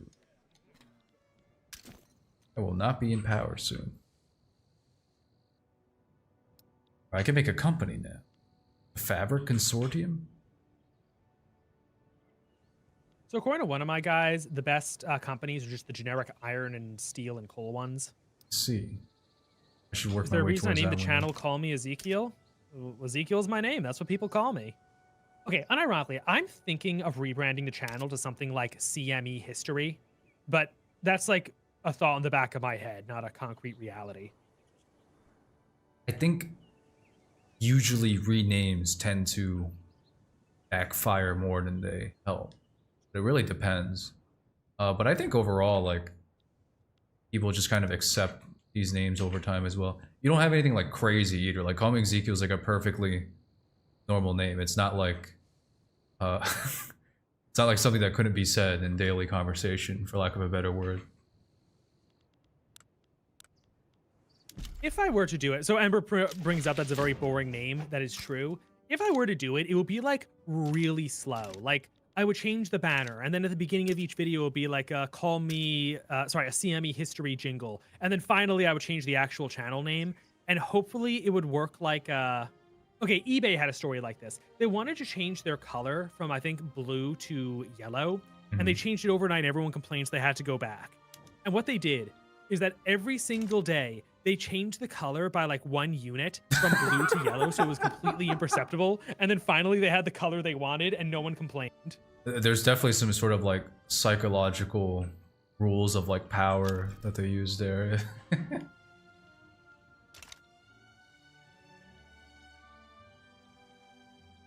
Oh, that makes sense. I thought you were gonna say even. I mean, that probably would work as well. They make like 2 drastic changes, and then it would say, "Oh, sorry, we'll roll back," but they only changed one of the changes that they didn't even care that much about, and kept the other one. Yeah, the big ask. Actually, if you ever read Trump's book, The Art of the Deal, that's one of his favorite tactics. Oh, really? Yeah. Again, everyone's getting too into politics. That's kind of what the recent tariff crisis was, where like he was like telling countries there were going to be 100% tariffs, and the countries freaked out, and then he reduces them to like 10 or 20 or 30%, which is probably the number he wanted the whole time. The countries felt great, and like a lot of them were actually declaring victory, like, "Ha, we showed him." All right. Try an Art of the Deal tactic on me rebranding? right now. Well, now you're ready for it. Oh, that's true. All right, hit me when I'm like, when I completely forgot. It's like this. asking me to ambush you. I can't just do that. Surprise me. How? There was that really cool dude who like does some martial arts. What was his name? Steven Seagal. He does that to people. I think that's how Houdini died. Wait. No, really, Houdini was gonna do like a magic trick where like a guy punches him really hard, but he escapes it. But the guy punched him too soon and it just killed him. Yeah, no, that's very unfortunate.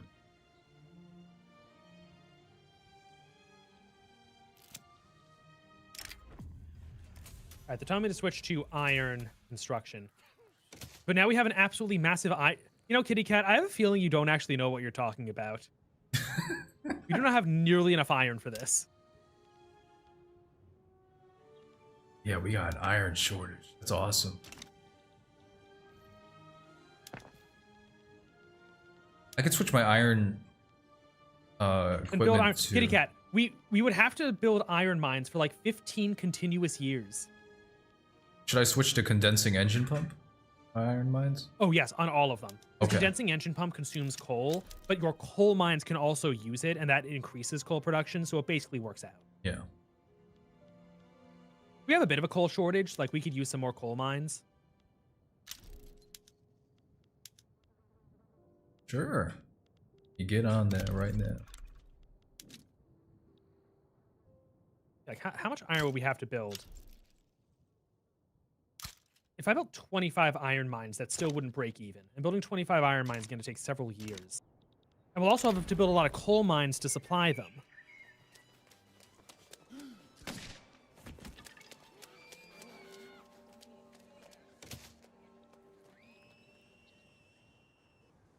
The sound they played for like political assassination on like the streets. It's like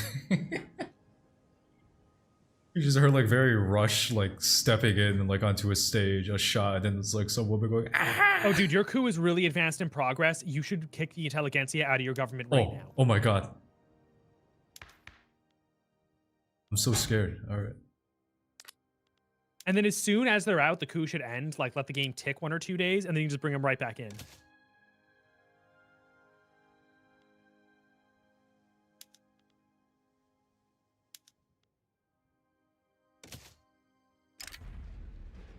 Coup attempt foiled. There you go. Then I just invite them back.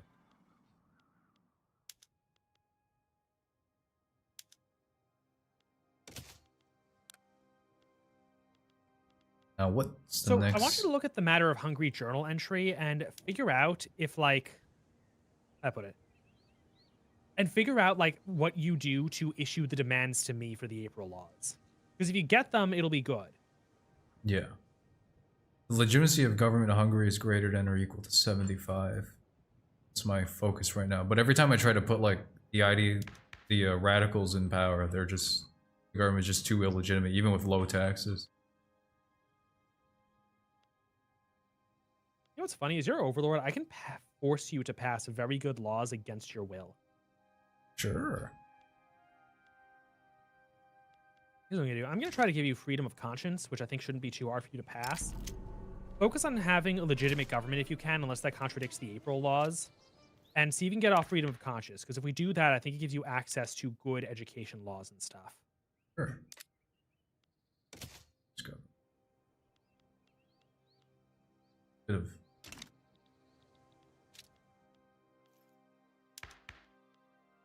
Ooh, and a treaty is a good idea. A treaty? Oh, I don't know if I can do that with a subject.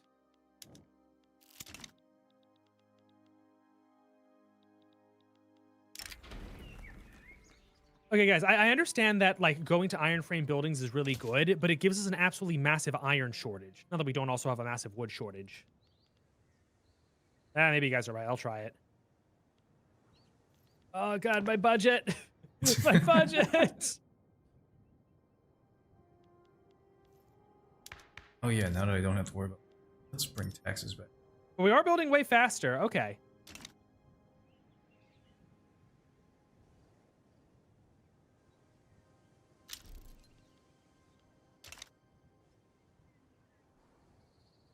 Massive iron shortage, an opportunity to build profitable buildings. All right. The other thing I'll do is I'll build these steel mills, and they should they will supply our tool mills, and that will free up some iron, I hope.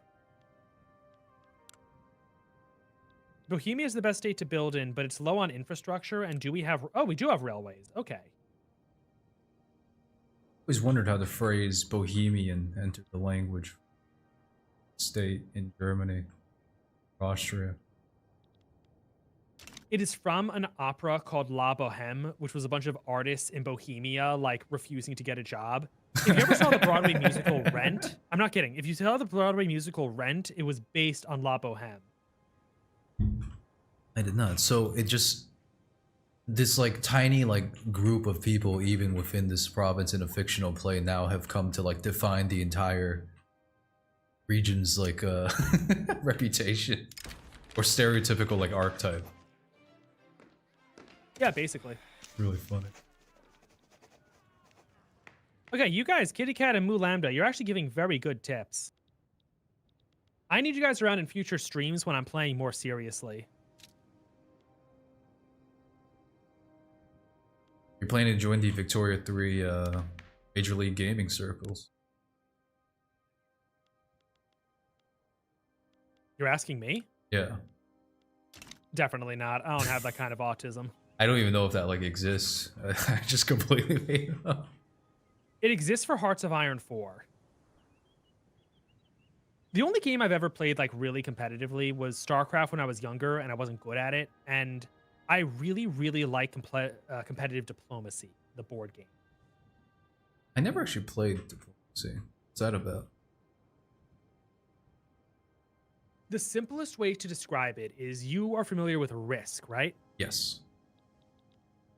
Okay, so imagine a game of Risk, but you have the following changes. 1. Combat is deterministic, there's no dice rolling. Whoever brings more troops to the fight wins automatically. 2.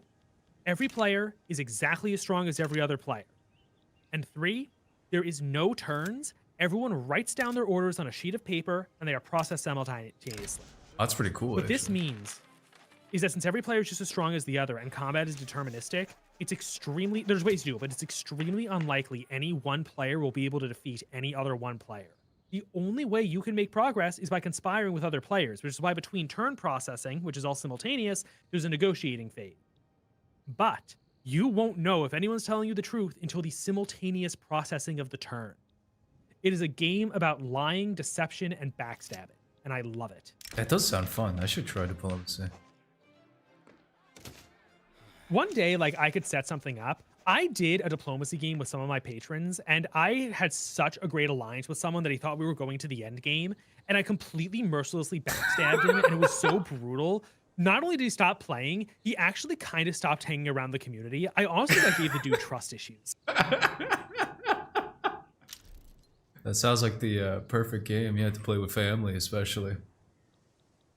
There's a saying that there's 3 board games you never play with people you value. Diplomacy, Monopoly, and Uno. They ruin friendships.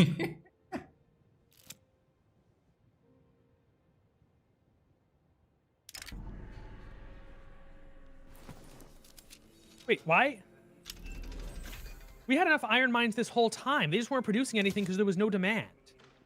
Oh no. Ember, diplomacy sounds terrifying. It is. And the other thing is that, like, I learned very early on that I'm scarily good at it. I found out I had this skill several times accidentally where, like, I'm really good at hyping things up. I'm really good at convincing people to do things. And, like, sometimes I will convince people to do things that are not actually good ideas. But in diplomacy in particular, I'm really good at convincing people to be my ally. And my usual strategies, I will actually be their ally for a while. But as we're progressing, I always just make sure the alliance slightly, very subtly favors me. And then eventually I'll just be stronger than my ally and I'll beat the crap out of them. That's my common strategy. But, like, diplomacy is a game where you can't be married to your plans. You have to change them dynamically. Like, sometimes the board will be set up in such a way. Oh no, Ember, no. Sometimes the board is set up in such a way that there's something called stalemate line, which is that, like, the board is based around Europe. And if you guys are looking at the stream, like, there's kind of a stalemate line going from the Baltic Sea to the Mediterranean, and there's another one sort of going from, like, Britain to Turkey, and you can't break through them. So a very common way diplomacy games end is in ties, where between 3 and 4 players just realize they can't make any progress, and they're considered either all losers or all tying, but that's better than being eliminated. So, like, sometimes I'll, like, ride an ally for a while and realize this game is definitely ending in a stalemate, and then I'll just remain their loyal ally. So, like, against the strategy I described, the best move is to not let me become too much more powerful. It works better on less experienced players for sure. Like, other times, like, I'll ride an alliance through to the end, or I will betray someone way earlier, or, like, there's some really skilled players who will do what's called 1 SCing or 2 SCing. So a supply center is, like, what lets you have more armies. And sometimes over the course of an alliance, they'll just stab you and steal one of your supply centers. And there's, like, I think 36 on the board, and so players will have, like, between 5 and 10 at any one time. So, like, sometimes the player will just steal 1 supply center from you and say, like, hey, listen, I took this because I could, but I kind of need this alliance to keep going. So, like, why don't we just stay friends? And it's not like there's anything you do about this anyway. And, like, honest to God, it works. Like, you're cannibalizing your own partner, but your own partner kind of has to stick by you because it's still a net beneficiary of the partnership. Yeah, Lou Lambda, best strategy is to not be more powerful than the others. Absolutely true. If you become too powerful too quickly, you piss people off. For the record, I'm not like this in real life. Diplomacy is when I let my Machiavellianism come out, but, like, I don't know. I think I'm a pretty chill guy in real life. And by the way, the other thing is that diplomacy has a set end. Like, how to describe it? if you're a backstabbing jerk in diplomacy, the game's going to end at some point and the consequences aren't going to catch up with you. But in real life, you have to live the rest of your lifespan without it catching up with you, which is possible. People have done it, but I don't want the pressure. You feel like Prussia might come for me? I'm not worried.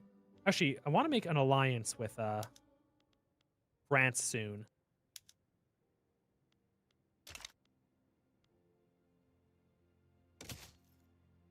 They're actually quite interested.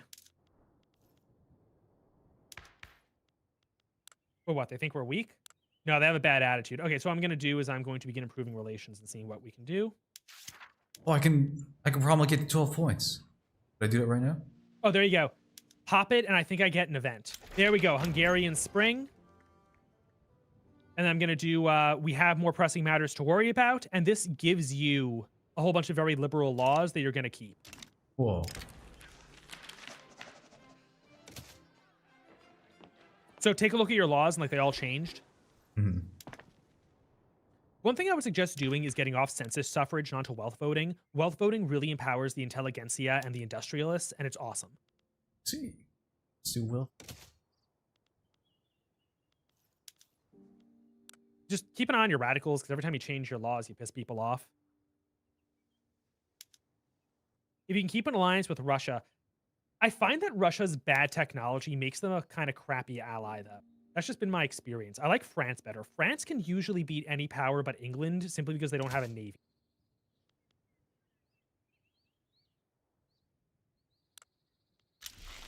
Although Russia actually will accept an alliance with us. Should we go? Oh, and they actually really want it too. Can I get trade privileges out of this? I can, and can I get investment rights out of this? If I owe an obligation, maybe.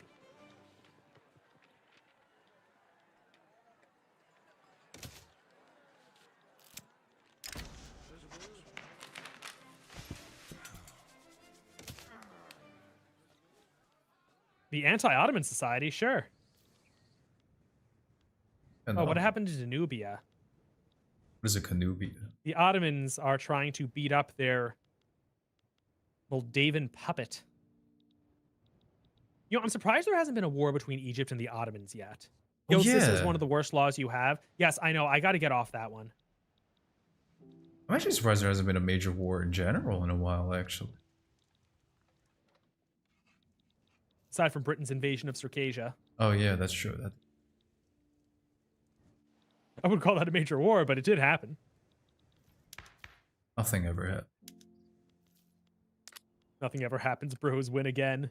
Oh, yeah, we have our alliance with Russia. Okay, cool.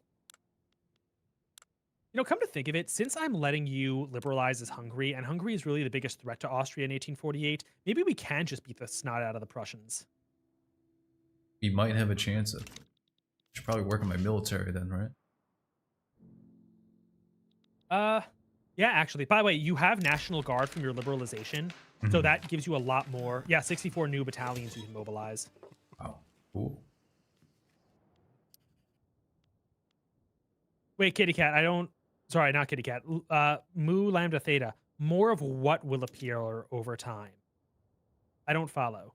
Cringe. Empower the trade unions. Victoria 3 launch day meta unmatched. Egypt versus Ottomans is usually later in the 1840s. Yeah, Ember, you're probably right. I'm used to playing on 5 speed. I'll win now. Yeah, no, Kitty Cat, you're probably right. We like just straight up have a way more powerful army than Prussia, right? Oh yeah, we could really beat them up. Prussia have any allies? The problem is they're an ally of Russia, I mean, so I'm not sure. Also, Russia would have a choice, yeah, who to back. Let's see. I think they have to side with the defender. Let's damage relations and expel diplomats and see what happens. Let's see what happens. Oh, and can I leave the 6-year binding period? Get the Prussians to instigate.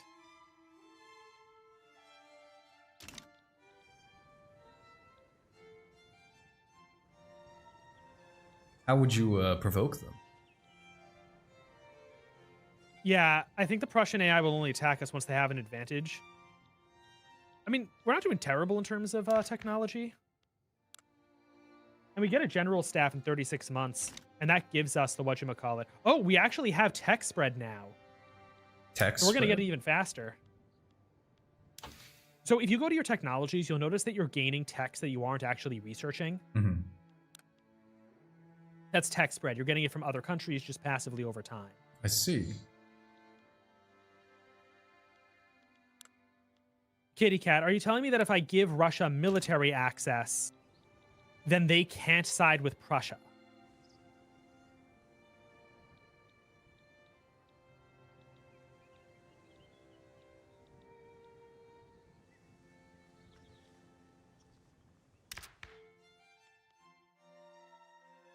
Also, we can massive upgrade our construction sectors.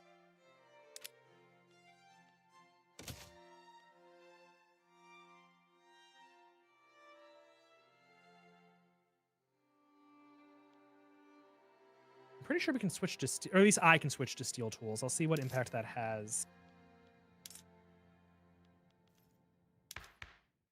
Okay, it's giving us a shortage of 275, but we have a bunch of steel mills already.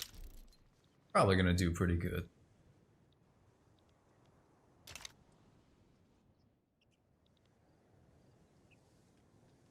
Oh, yeah, the steel mills are producing. We just got postal savings, which is boosting up our economy.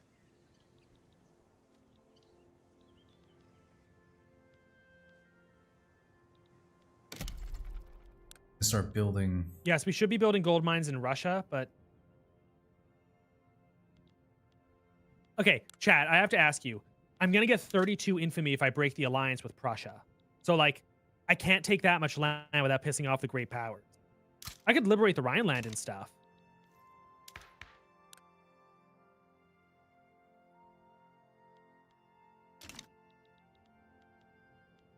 Yeah, because, guys, I can withdraw from the pact, but...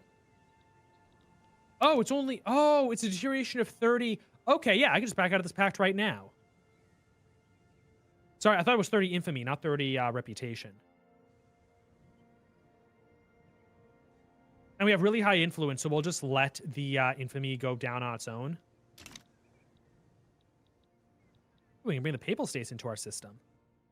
Yeah, infamy is like. By the way, you should take a look at our power block hero, because you'll see that there's a lot of countries in it now, and they're all in our market. I'm trying to get the 2 Sicilies in. Sardinia, Bavaria, the Papal States. Yeah, no, it's a pretty good power block. It's our ranking in the world. 5, it's alright. You'd recommend Westphalia over Rhineland. Is that because it'll cut Prussia off from their territory?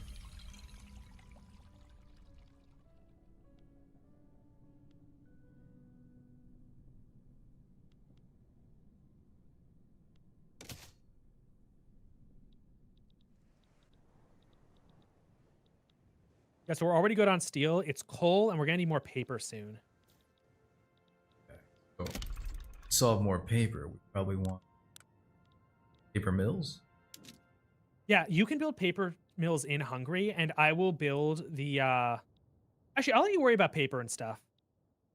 Worry about paper, worry about wood, and I'm going to build some gold mines in Russia.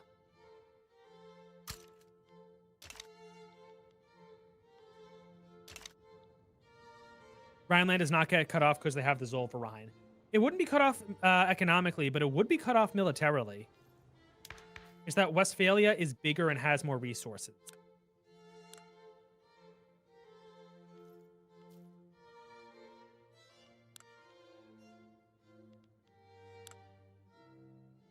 Okay, there we go. Now Prussia hates us. Yeah, no. Or,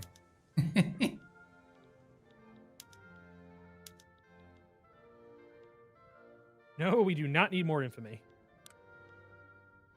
I got 0. You know, I don't get these random infamy events. But you, I think, as a crown land, can do your own foreign policy. In theory, could you declare wars and drag me into them? Let me check. Interactions. Like, could you declare on the Ottomans to transfer Wallachia to be your subject? That's a good question. Diplomacy. Oh, by the way, regarding matter of Hungary, you should have an option to integrate Transylvania. Yes. You should do that. Okay. Let's see, targeting states. Oh, Unavailable I also have a button demands. for unilaterally revoke Hungarian reforms. That's adorable. My subject agreement has to permit me to start diplomatic plays. I'd have to increase your autonomy, and you're a crown land right now. Would it become a PU? And also, yeah, for Transylvania, I cannot be a subject of another nation.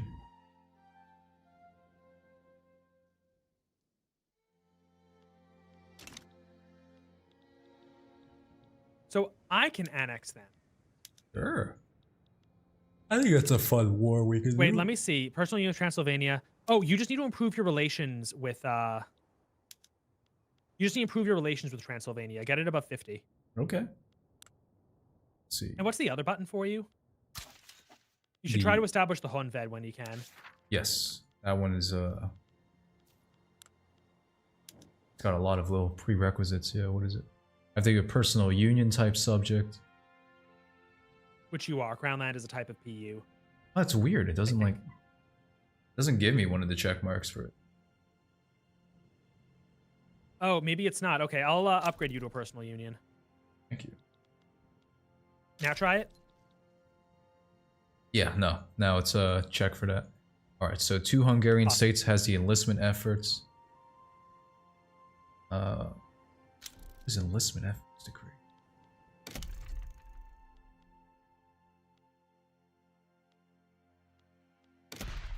Should I even be building the coal in Bohemia? Because South Silesia gets a coal bonus. Yeah, I can't launch Diplo plays because we now have a truce with Prussia, so that has to run out. At least 4 Hungarian And that churches truce has runs the out on 1845. So we're very close to being able to declare war.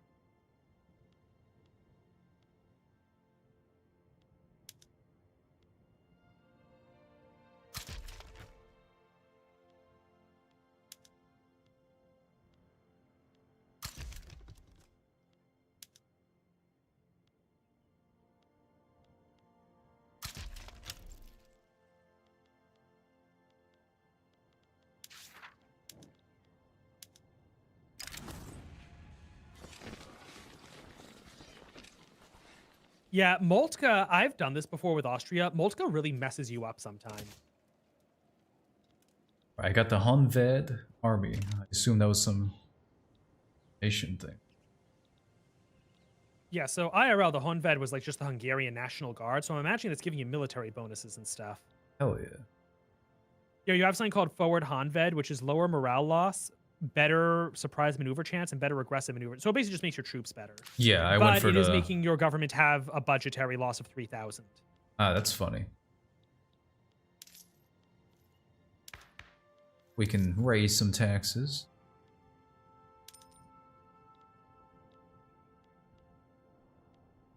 Yeah, and don't forget to pass good laws whenever the opportunity comes up. Mm-hmm. Yeah. All voting's in the tabs cool. right now. Wealth voting is probably one of the best voting systems for most of the game.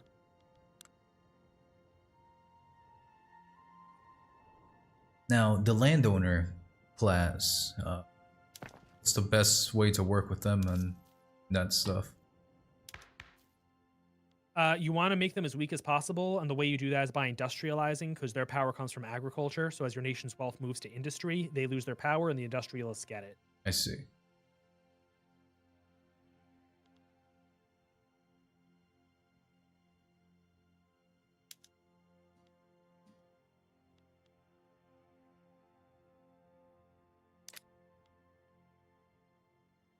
Well, Mu Lambda, you're assuming that we'll be fighting for German leadership, but we could do 2 separate wars, one to cripple Prussia and the other to then get leadership from it.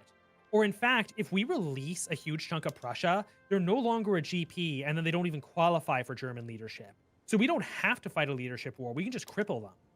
Like, if we take Silesia, force them to release their western provinces, they're like a middle power again.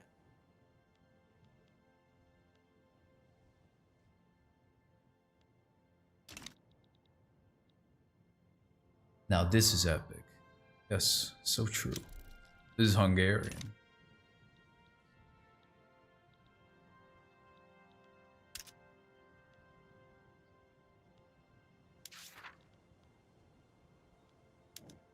Arms Uh, effect. British coin. Oh, not British coin. Sorry. Someone was asking about uniting with Prussia. Okay, so I know that Prussia can form Super Germany. Can Austria form Super Germany? That would make sense. I think I played as Austria once before and I managed to somewhat do that. So as Austria, when we win the leadership war, we're going to instantly annex Bavaria, Württemberg, and Baden. I don't know how to get the rest of Germany, though.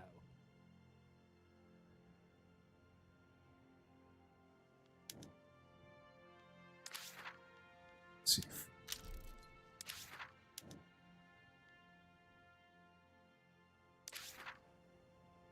Oh, I can also leadership play against Prussia right now. But again, I don't think it's necessary. I think what we have to do is just cripple them.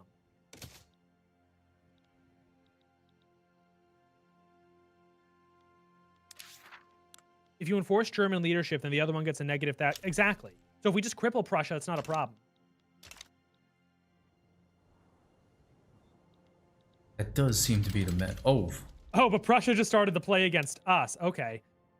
should we pause for a second? No, I think we're good. All right. They also want to make Bavaria a protectorate.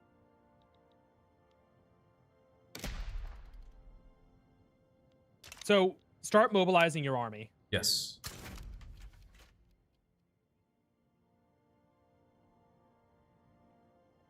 Also, go to the mobilization tab of your troops and make sure they're getting extra supplies and all the supplements. Sure. Let's see. I'm also going to go to like... We need to do enlistment efforts in our biggest states.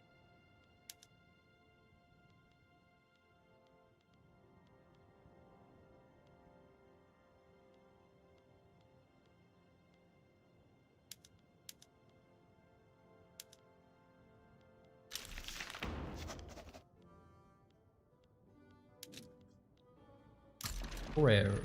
Moravia seems pretty important. Yes. Pretty much our only front, actually. So set everyone to defense, not offense. They have Moltke, and he can eat our lunch. Okay. And make sure none of your armies are understaffed. Okay, so I'm going to pause real quick because we have to call our allies in and do other stuff. So we're going to call Russia in. Sure. Like, Ooh, what war goal will they take? Will they take humiliate Prussia?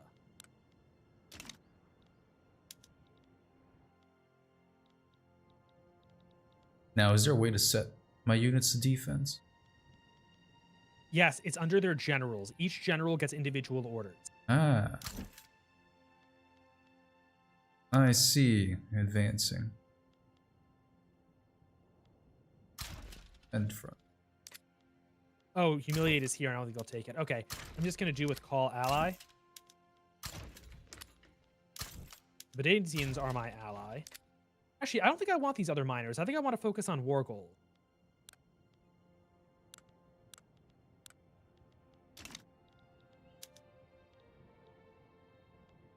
Oh, wow. A lot of tiny German states went on their side.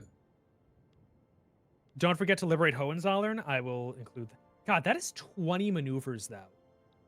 I'm going to be honest. I think Hohenzollern can stay independent. It's not worth 20 maneuvers. I'd rather take other stuff. Okay, so Westphalia includes what? It should have a list. Westfalen, Nordrhein, Ruhr. Westfalen, Ruhr, Nordrhein. Ah, Westphalia is better. Because that's 1.3 million people with 2.5 million GDP. Yeah, Westphalia is way better. You guys were right. So liberate country. Westphalia.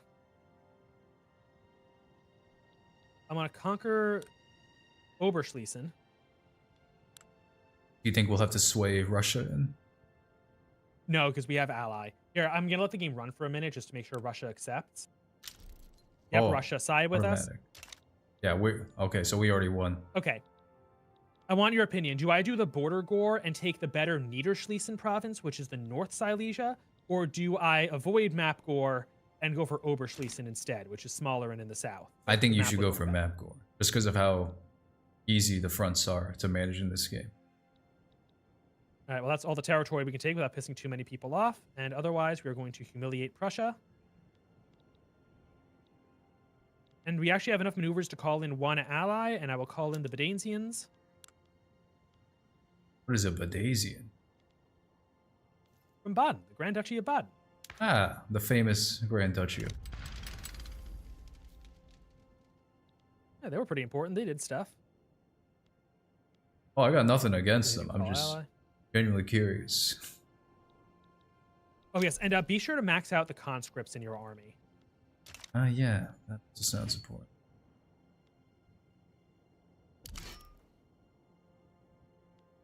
Where is... There he is, Field Marshal Radetzky. And there's Hainau, one of the greatest commanders in Austria. And there's Westmeath, who I don't know. Oh, there's Hainau, General Julius von Hainau. Going to consolidate everyone into one big army. One big happy family. I know, that's definitely how I would describe this venture. And be sure to click raise conscripts on the actual army. Taking Yes. Brandenburg would ruin Prussia forever. Honestly, North Silesia is more valuable than Brandenburg and more populous. Oh, Great Britain sided with Prussia. That is tragic, but we're still going to absolutely annihilate them. So make sure all your commanders are set to defensive at first. Yes. We just want to see what impact the Prussians can have on us, especially with British help.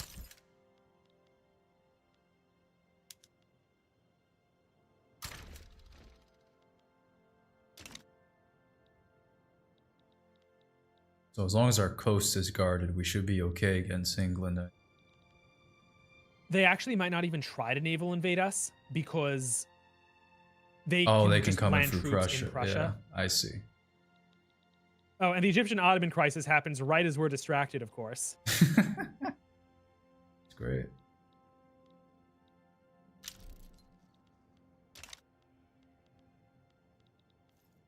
Taking Brandenburg, ruin Prussia forever. Don't neglect the front in Bavaria. No, it's one front. The front is connected. Do me a favor. Set a war goal targeting Pomerania. Or actually, here's the most important province to take, Niederschlesien. Set a, what's it called? A strategic objective for your army. Do you know how to do that? No. Okay, so what you're going to do is you're going to click on your army. Mm-hmm. Then towards the bottom below the raised conscript is like a whole bunch of buttons. The one in the Yes. middle is an arrow on a map. Oh, that's planned invasion. Sorry. To the right of it. So it's the second from the right. It's just a picture of a map. It's called Yes. Assign Strategic Objective. Yeah. Click on Niederschlesien. Oh, actually, oh my god, my guy was right. The Baden front is a separate front. Okay, here's what I want you to do, hero. Where's your army? It's on the Moravia or Warsaw's front. To move to another one. Okay, reassign it to defend on the Baden front on the west. Do you see it? Sure. Got it. And just have them defend. Yes. All right, they are ready to go. All right, cool. And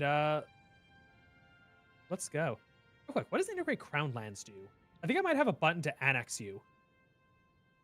Let's not do No, that. I'll only annex Croatia and Transylvania. Okay, here's what I'm going to do. I'm going to annex them, and then I'm going to give those provinces to you. Oh, thanks. You are surrounded. And there should be a way to transfer provinces. Grant state. Okay, once the war is over, we should be able to do that. Yeah, for sure.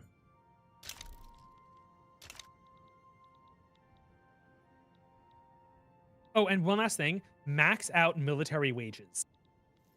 Ah, that's an important part of the budget, I imagine. Yes. Very.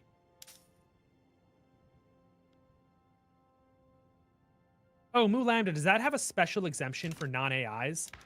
Like for player-run countries? Has something the military likes? I think the military is already supportive of us. I should check that for No, it's myself not. as well. Yeah, mine's happy. Does the military like National Guard? No, they don't. I'm not sure I have any laws the military likes. Oh, I can get on... Oh, okay. I could theoretically get on wealth voting, but it would be very hard. All right. Also, you should use your authority to do recruitment drives in all your most populous provinces. Ah, yes, the enlistment decree. Enlistment efforts, yes. Yes. Oh god, Russia involved itself in a second war for some reason. Oh no.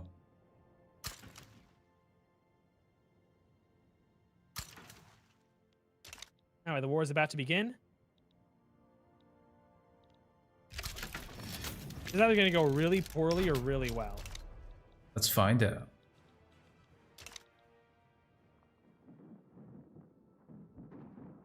I'm going to try not high now. I think Radetzky is my best offensive commander. Yes. I'm going to try advancing with just Radetzky.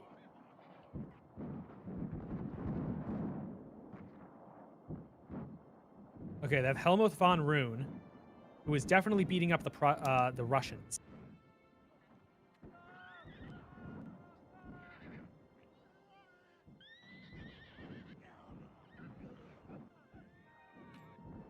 Okay, we're winning one battle and losing another.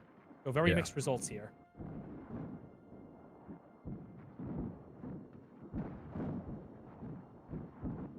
You know what, I'm just going to outright stop building things because that's messing up our budget. Sorry about all the pauses, by the way. No, no worries. I'm also, I'm just enjoying the little diorama, like, models fighting. I do like them. I like how there's trains going right through the centers of the battlefield. The trains even run over, like, the soldiers just as they're cheering, too. It's very... Nice. Very nice, yeah, exactly. Okay, so the Russians are pushing into Posen, but our Niederschließen offensive is not looking so good.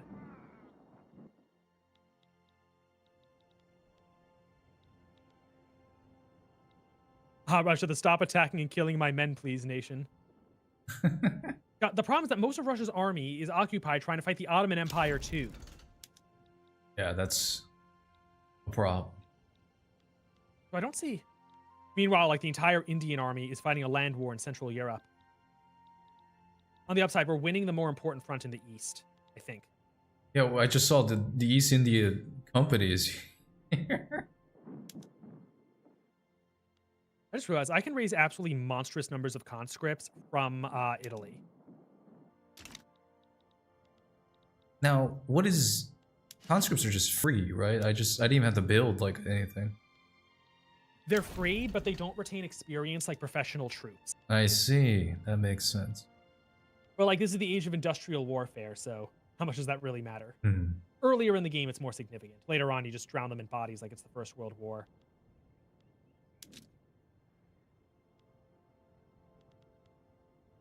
So should I just build as many conscription offices as I can hold in a state? Yes, and since you're defending, build only infantry. These infantry are the best for defense, and it's cannons and horses you want for offense for different reasons. Niederschließen's almost perfectly occupied, and once that's the case, I'm going to move the strategic objective to Brandenburg, because that's where most of the war goals are. God, the Russians are so good at losing men. It's crazy. Also, the Prussians are basically out of troops. We killed all of them. I remember reading... Well, not reading, I watched the old 60s War and Peace movies, and it was just like... I mean, that was like just every army that faced Napoleon at a certain point, but it was like terrifying. I spent like 30 minutes prepping for a battle.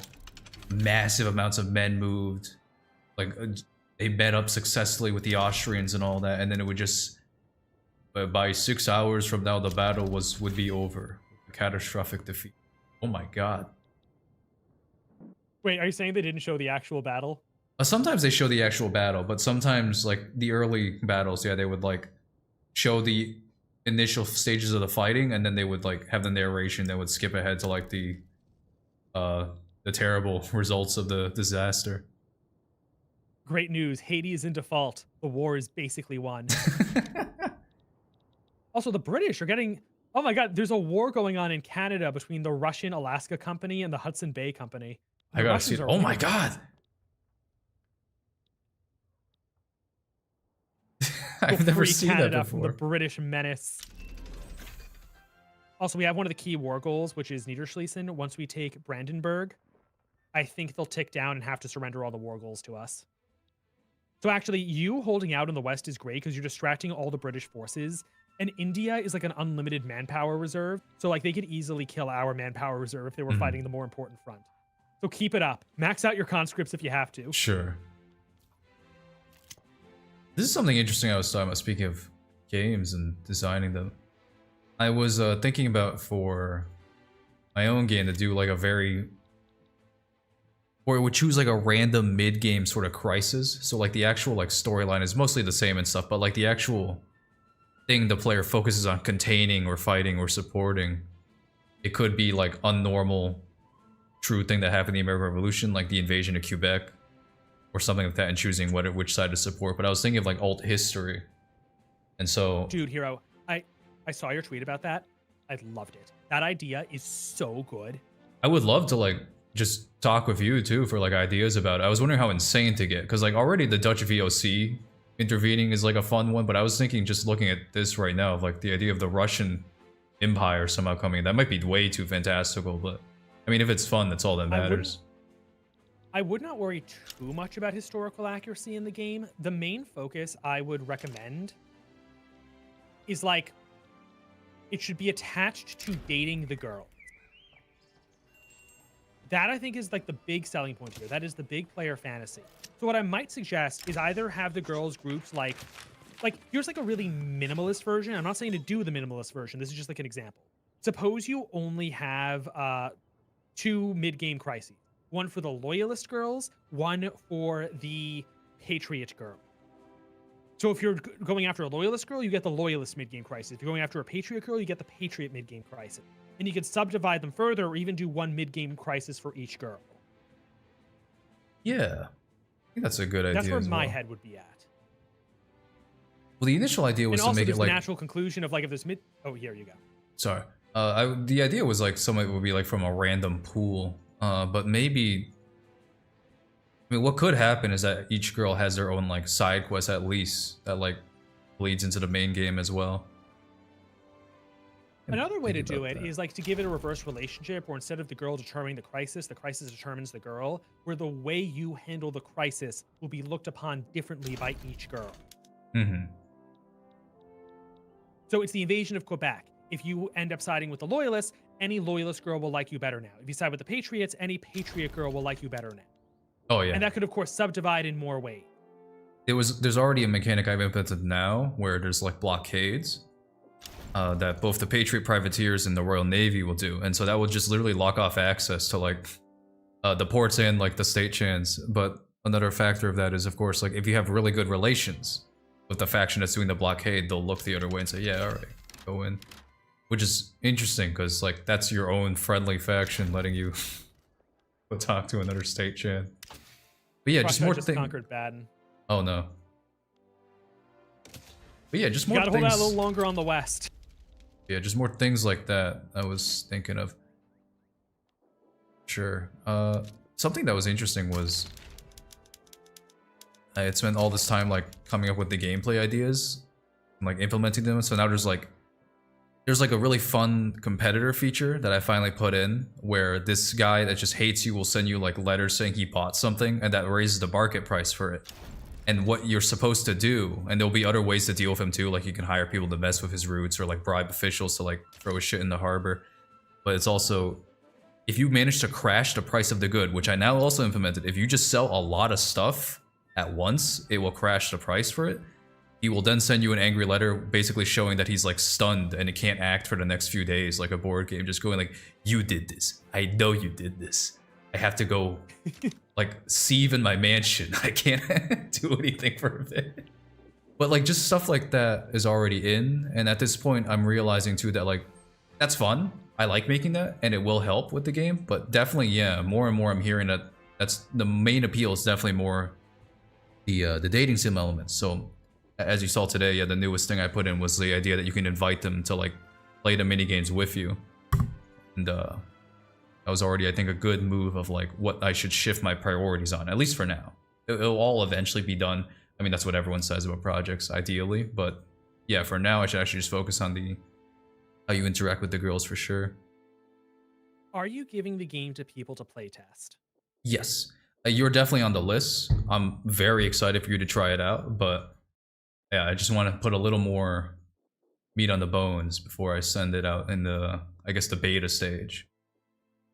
Well, for one, that wasn't quite what I had in mind, but I do really appreciate that. The reason I bring it up is that Valve has this philosophy that it's literally never too early to play test your game. Because like the feedback people are giving you is good, but until they have their hands on the game, they don't know how they feel about the game. They're just guessing.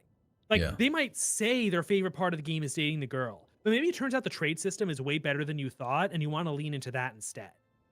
I'm not saying that's literally the case here, but like it's one possibility. Or maybe like people just don't care about the trade and they're really here for the girls. That is also something you might discover.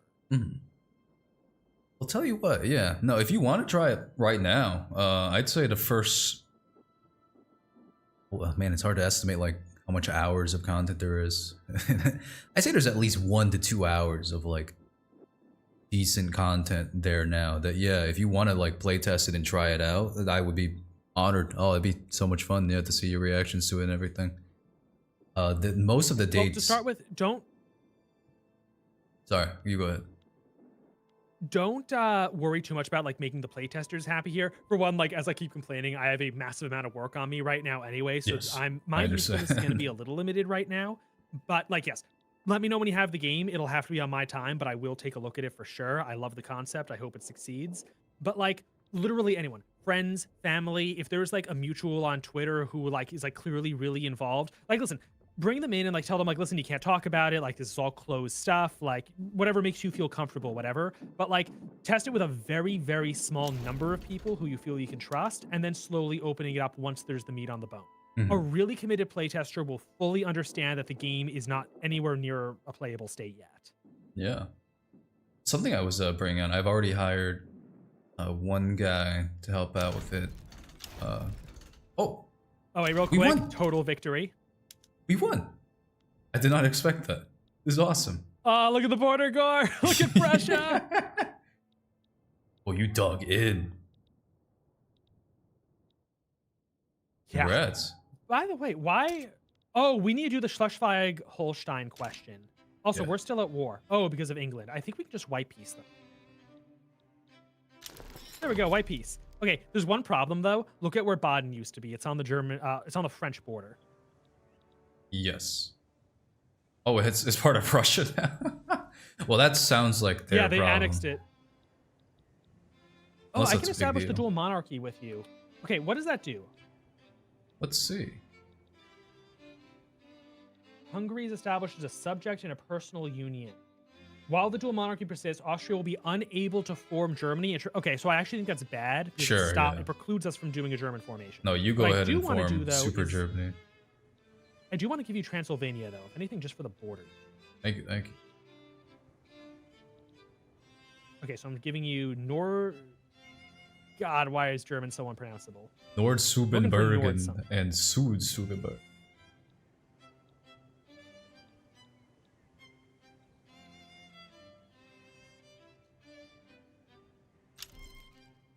Oh, thank you. There's one. Looking like a very World War II Hungary. Yeah.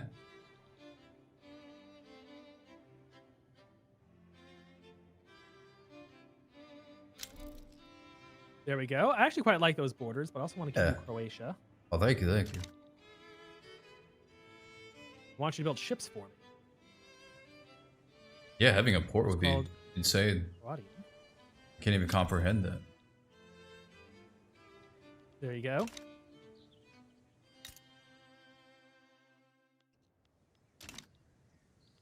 I'm also giving you Slawin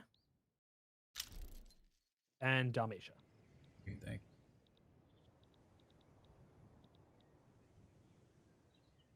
There we go. That's a Beautiful. really wide coast, man. That's crazy. You're welcome. Thank you, thank you. And you'll... Oh, Bosnia. Okay, in real life, Bosnia has a really teeny tiny slip of land connecting it to the sea. The game doesn't have it. But I was going to joke that we should get that for you too soon.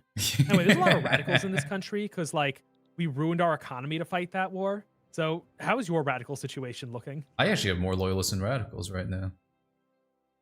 Okay, you're good then. Not to brag, of course, but I think the people need low taxes for a while. as I was saying, oh yeah, as I was saying, I was already interested in bringing in. I wanted to write most of the state chan like date events by myself, but I've already brought in like 1 or 2 people to help with like 1 state chan each. And yeah, if you were interested, I would love to like contract you as well to do one if you wanted to, depending. God, I'm so scared to say yes because, like, okay, unlimited time in the world, I would absolutely do it. For now, I would have to see where I'm at 3 months from now. Sure. No worries. I'm not even just being polite. I actually would love to do that. It just has to be possible for me. Of course, yeah. No worries. The other thing is, like, I've never written romance before. So, like, it's a little, like, I'm very expositional. I don't do that much dialogue. I don't do that much character work. I don't know. Maybe I could, listen, if I do it, I'll come up with what I come up with, and you decide if you like it. Sure. It doesn't have to be so like the most in-depth romance at all in the world. Like, it's literally supposed to just be little snippets. Like, cute, silly. Yeah, exactly. If it's just like funny, really, and like it somehow ends in like a romance, it's like a comedy of errors, that's like perfectly fine as well. There's like definitely a lot of like range in focus. Some of them it's just like you like take the girl out on like a tea date. That's probably gonna be like Pennsylvania chan or Loyalist chan. Some other ones will be like insane. Like one that Jonathan PT already wrote for 4chan was like wrestling with alligators, and another one would be like searching for the Holy Grail or something like that. Okay, the alligator wrestling is a really clever one. That one was very funny. He wrote that very Ezekiel well. written smut, absolutely splendid. Oh, God. Again, like the biggest danger with me being honest though is that like I don't play that many dating sims, so I don't have much genre savvy. And maybe that's a good thing because like maybe I do something really creative, or maybe it's a bad thing because I don't know what I'm doing. Like we'll see what happens. I think as Also, long as you're people around very like France. genuine about it, you'll be perfectly like fine.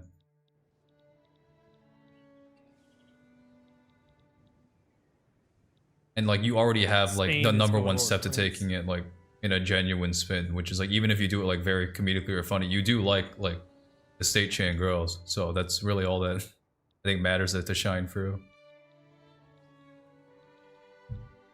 Yeah, we'll Is our military not Stay in touch with it. demobilized?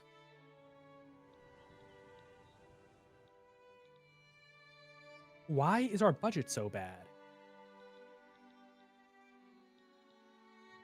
We're spending 40,000 on military building. Oh, it's the ammunition.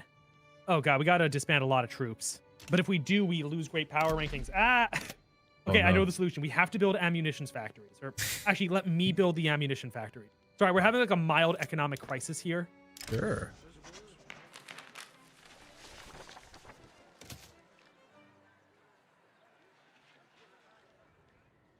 Okay. Just on the design side, because that's where I'm a little more comfortable. Also, we want to join Prussia here. Oh, we can't join Prussia. We could join Denmark. Wait. We could fight another war with Prussia if we want. How strong is their army? They're down to 66 battalions, and I know we slaughtered their manpower. Okay, how's your army doing? I'm doing pretty okay, yeah. Can we conquer? We still get infamy if we try to conquer something. How much would it be for Oberschlesien? Not worth it. But maybe we could like demand they liberate something. Oh, we can make them liberate Baden or Pomerania or Danzig. Okay, so Baden's really poor, but if we make them liberate Pomerania, we just mess them up even more. Yeah, sure, that'd be fun. So we like circumnavigate the peace treaty thing. Exactly. Sorry, I just want to see the wealth on Danzig before we make this decision. Oh yeah, Pomerania is definitely the place to ruin.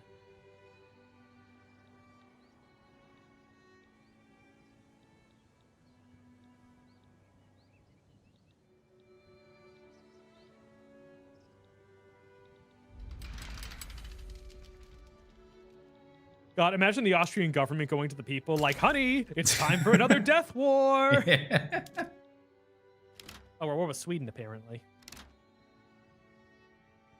What should I deploy?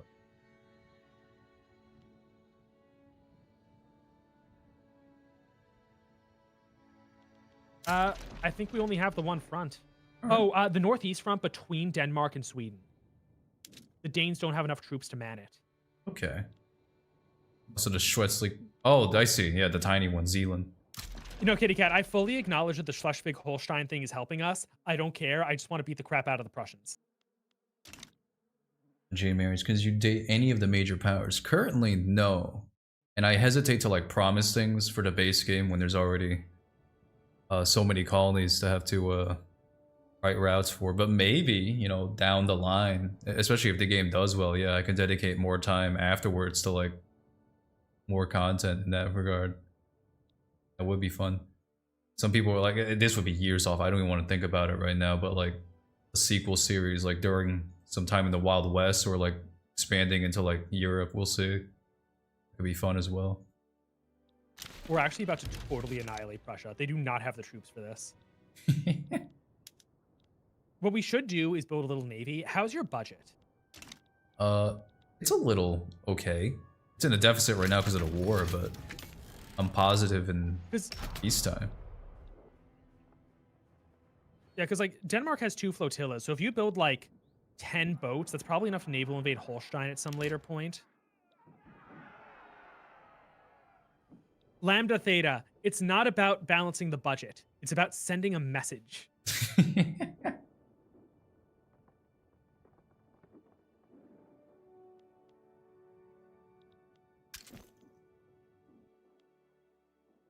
Establish a new company, you say?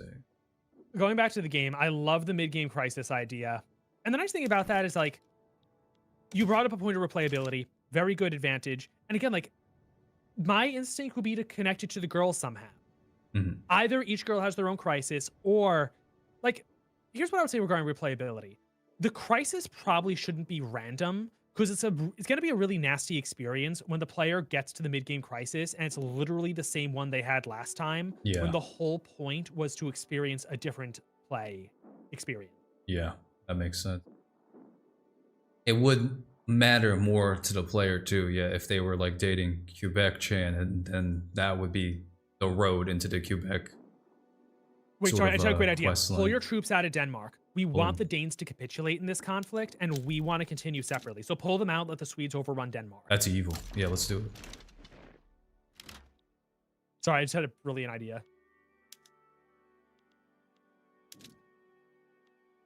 Oh, the Revolution of 1848 happened. Nice. Oh. So what movement do I support? Radicals or conservatives?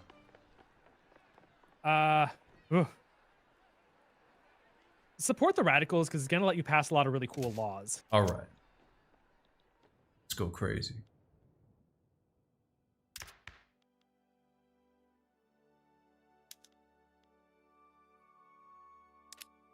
So what I want to do is get onto wealth voting. Mm-hmm. I think and I have. You should probably try to get that too. Yes, I have that now.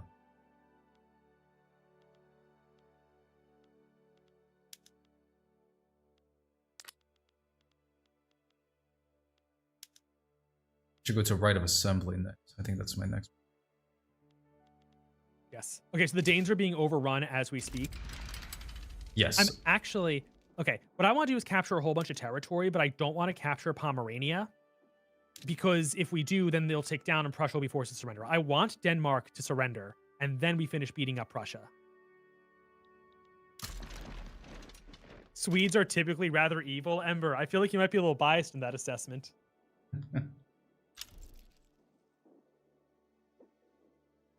The Greeks are awakening. They're rising up.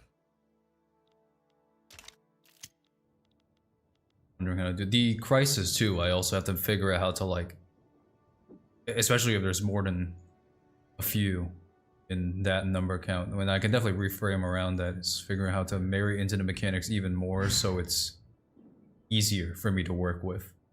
It might be a little copy and paste in terms of what you have to do for them, but I don't think people will mind that as much as you say, getting sucker punched by like an event in a place they really didn't care that much about, region-wise even, or character-wise. That makes sense.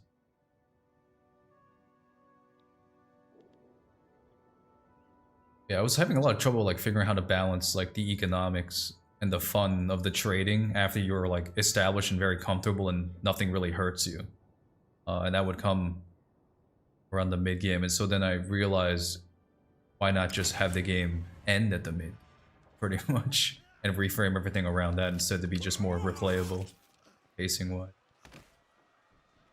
I guess well, twofold. One, this is the sort of thing you discover through playability, because, like, again, maybe the players end up not caring about the dating, or maybe they end up not caring about the economics, or maybe there's this rant, or like maybe it turns out they just really, really like the mini game. It's like you're only gonna find that out through testing. Yeah. But the next thing I'll bring up is like, what is the purpose of the money? Because if this is a dating sim, it feels like what the loop should be is player does trade to get money to go on date. Then he goes back to trading so he can get the money to go on the next date, and so on until he like lands the girl he wants. Which means the girls need to, at least to intermarry with the mechanics in an XCOM satisfying way, contribute somewhat to the gameplay. Which, yeah, as you pointed out, having the mid-game crisis tied to which one you're actually actively romancing would be good. Even just some other things like that. Yeah, that makes sense. I was also like thinking about that one's even more rough an idea, but it was going to kind of tie into things, was the sort of balance of power thing. And that the Patriots sort of loyalists would be more influential in each port on random events, and also based on what your competitor eventually does, as that like game complicates even more with what you do with him. But yeah, like having to actively contribute in like funding buildings and infrastructure, like printing presses, propaganda theaters, plays, stuff like that for your chosen cause. That's also another expense idea.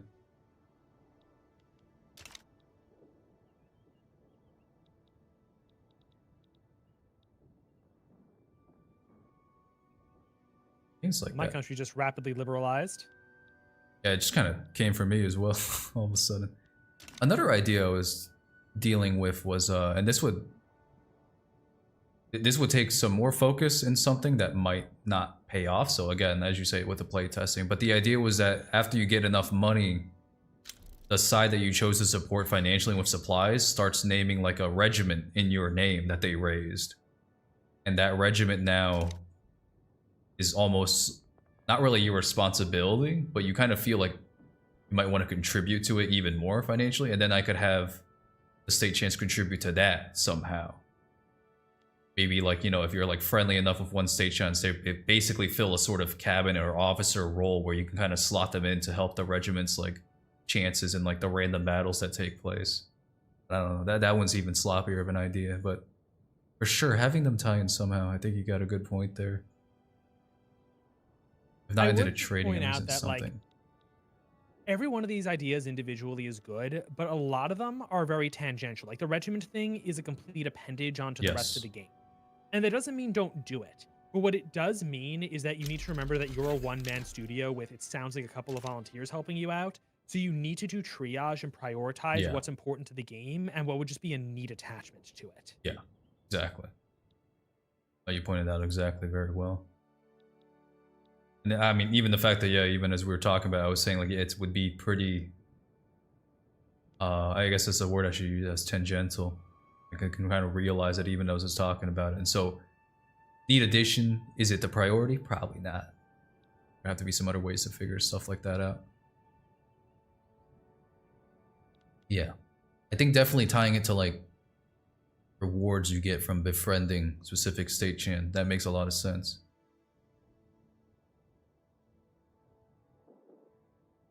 Especially with some like more roguelike element ideas, which I'm still playing around with as well, of like items and stuff.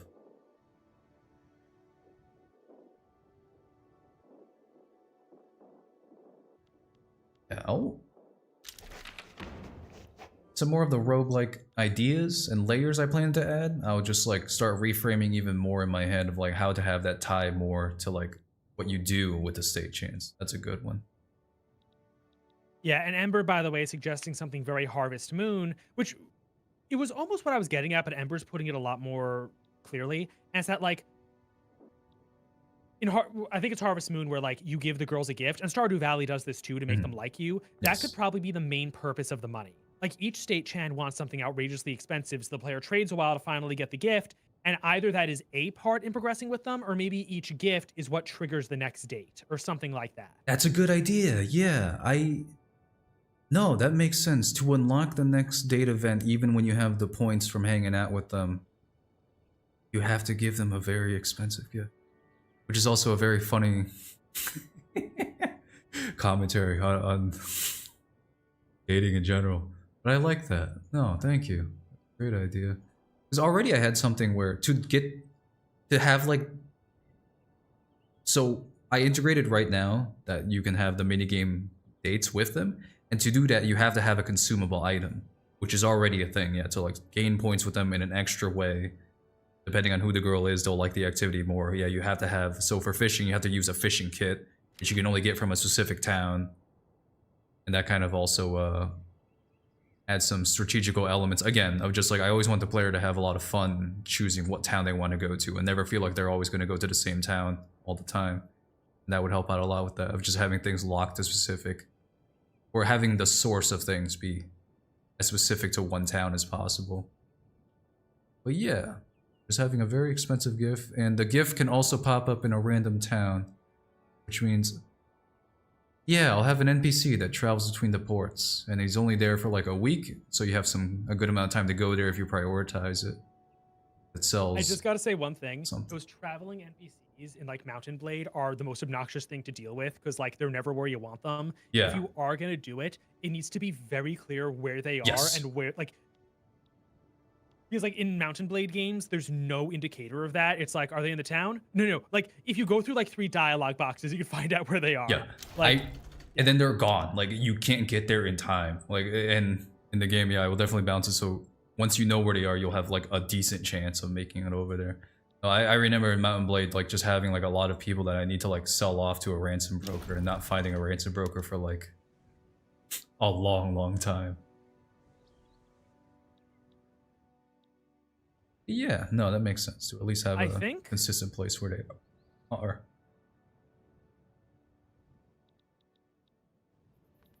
is the Schleswig-Holstein question not resolved?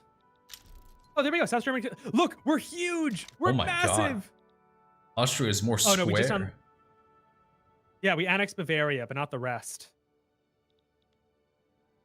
The way Austria and Hungary look like right now in relation together is kind of like Oklahoma and Texas, with like the very long strip. Yeah.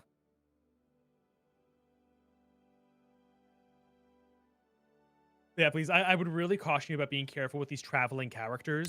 Mhm. Like, because think about what the traveling character is. Like, the player has an intention. What the traveling character is a completely random shift in the player's attentions. Or, like, here's the way I would put it.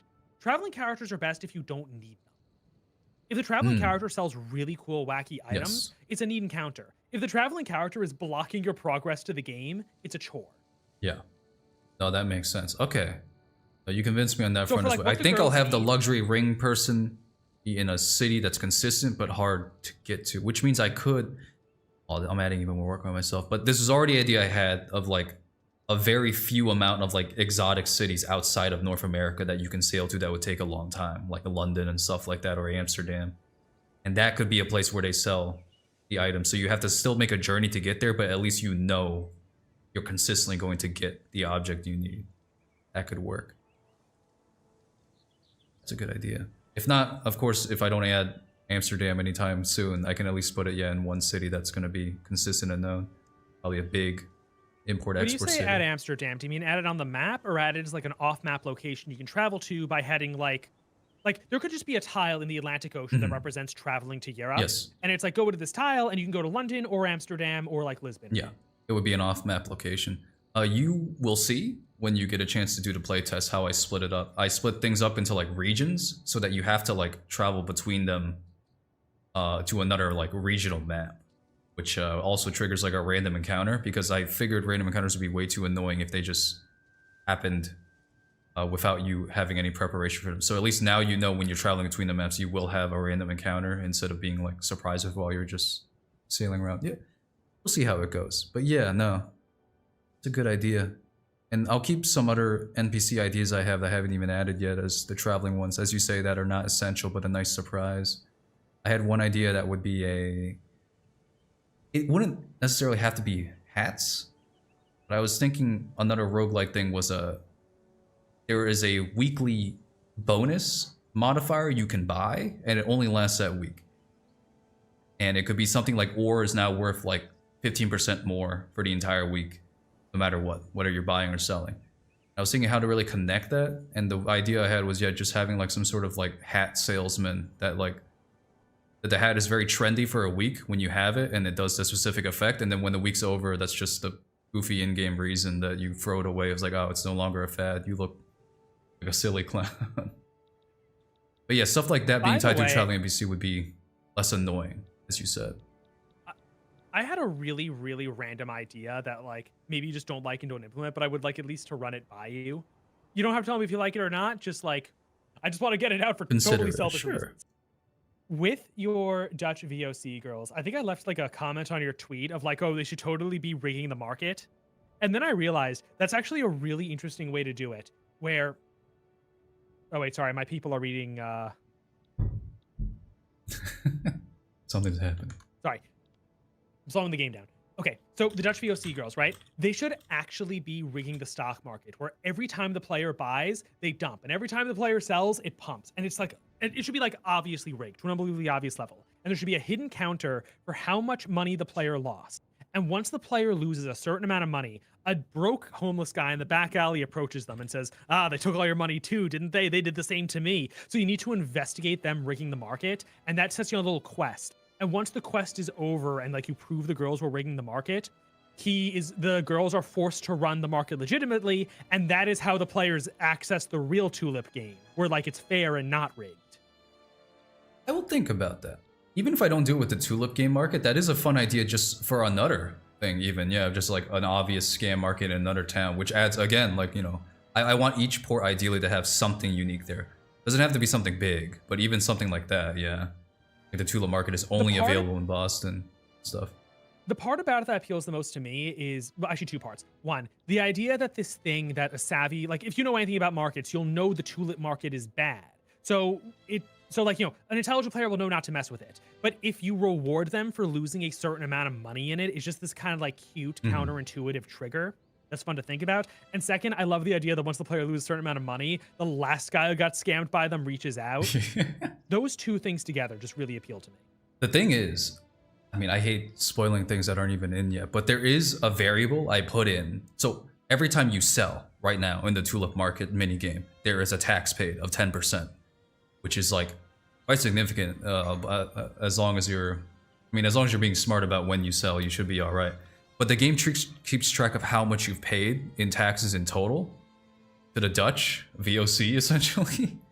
And so one of the joke endings I had planned was like some infathomable amount of like money you paid to them, like say like 100,000 gold in like taxes or something was contributed to them. They will kidnap you for one of the joke endings and stuff like that. And it'd be an option for you. You have to go to like Amsterdam and stuff, and they basically like do something insane and silly, like they brainwash you to become like a Dutch merchant for the VOC. Mr. Law becomes Mr. Verboten or something like that. But okay, if you do that, like it should scramble all of his talk to nonsense that looks vaguely like Dutch, but is actually just nonsense. Like he clearly still does not know Dutch. Just silly Dutch noises. But yeah. And I would make sure the joke ending doesn't force it. Yeah, it would just be like some secret like directions and option they give, which is also like an obvious trap now that I'm thinking about it in conjunction with your thing already. Of like, oh, go here, Mr. Law. Mysterious dark alleyway in Amsterdam.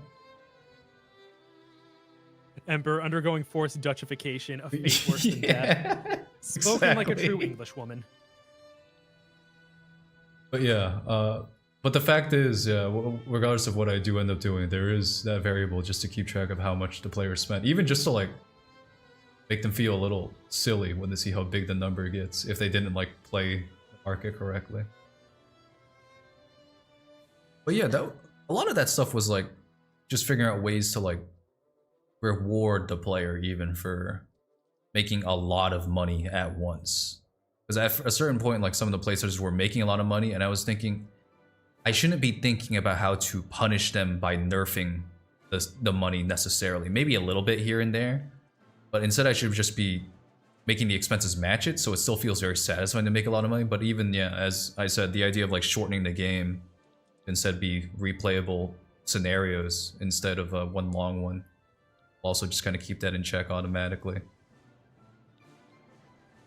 The expenses will still hit relatively hard the earlier the game kind of goes on.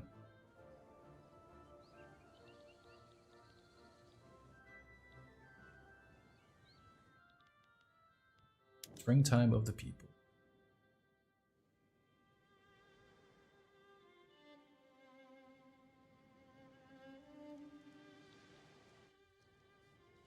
Speaking of the Dutch, I'm now working on getting the Dutch into our power block. Because they own a lot of Southeast Asia, which has some very good late game resources.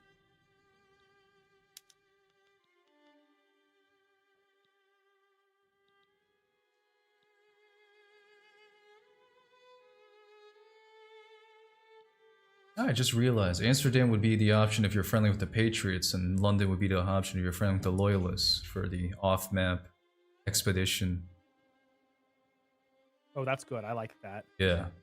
There's specific goods you can only get there, of course, that sell like monstrously well in like ports back in the colonies. I was thinking of just abstracting it into like luxuries, quote unquote. But probably be more specific. Manufacturer than that, goods, depending. maybe? Yeah, like luxury furniture, silks, I guess, maybe, depending. Things like that.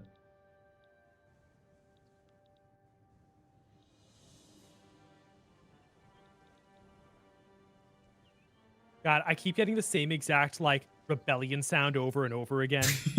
I'm seeing there's a lot of red fists when I zoom in.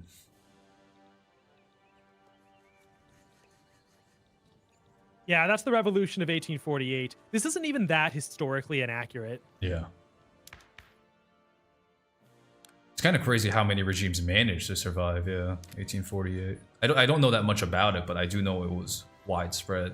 Probably you give me some interesting little anecdotes on what happened. Oh boy, it is going to be a coming series, and the amount of literature I had to read on it is monstrous, because, like, you're covering events in, like, 20 different countries simultaneously that keep dominoing into one another.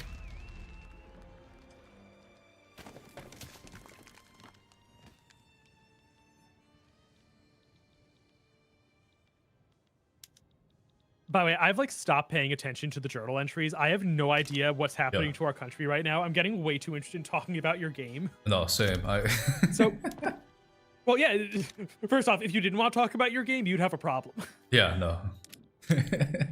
But yeah, like, what else can it do? Like, the thing I always want to get back to is, like, obviously mechanically, you're going to be always focused on trade. But my suspicion really is that the state chans and dating them is like the big draw here. Yes. Multiple people have already mentioned that, and so I figured I need to shift gears. Because ideally, again, yeah, everything is something I would hope to work on, but yeah, in terms of triage, that definitely seems to be the main focus.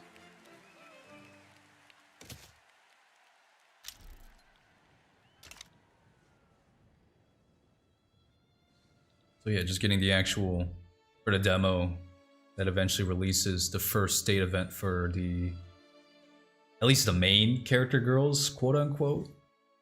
I definitely plan. Regarding I think the demo, I actually think one girl is enough. Because really, the demo isn't about giving people options. The demo is about showing them what they can do. The That's public true. demo that, like, you know, that the public get, that's fine. But like for testing, don't worry too much about it. The most important thing with testing, like, I know that, like, oh my I've god, experienced this wars. too. Like, I know What is going on? Those are just rebels. Don't worry. Oh, Hey, okay. actually, do you want to send your army to take him out? Because like your army can handle all. Yeah. You just gave me an idea, and I thank you again for all this. I need to, like, at the very minimum, credit you with some of this stuff. With the date events being locked behind like a specific like gift event, let's say a ring or something like that, and it's for each like date event, and there's like 5 per girl. I can just have it so instead of being one item that fits all, it can be a unique gift that's clearly meant for one Yes. girl, and so that's the demo lock off where it's like, yeah, the game kind of like teases it because there's probably not going to be like content for each like girl's date event, but that will be like the main lock, and it's like, oh, you know, you need to get this one item, but really there's only 1 or 2, yeah, available in the demo for you to get, and so that feels like it obviously still feels like it's a bit of a roadblock to the player artificially, but it wouldn't feel as much as if, as I currently have it in the game, the girls that don't have content, they just say, oh, not right now. Be a little more of a interesting Oh teaser. god, okay. Here's like a really mean joke to play. If the girl doesn't have content yet, she responds really angrily and says, "I have a boyfriend." That's not exactly what Quebec Chan says already, but yeah, because she doesn't have any rich, she just goes like, "I don't want to talk. I only want to trade," which was also in character very for Quebec. the stereotypical French girl.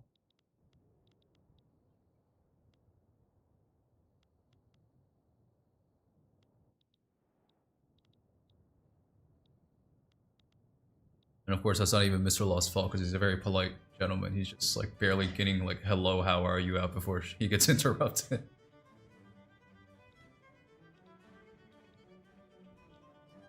He's not even interested in her. She's just that full of herself.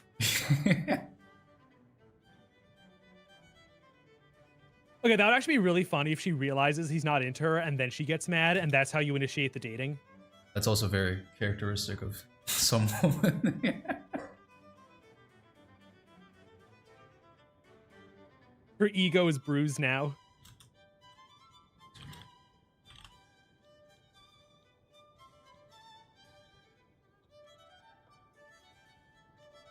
You know, I really appreciate some of these advice that you've given already for the game. I owe you some favors for sure.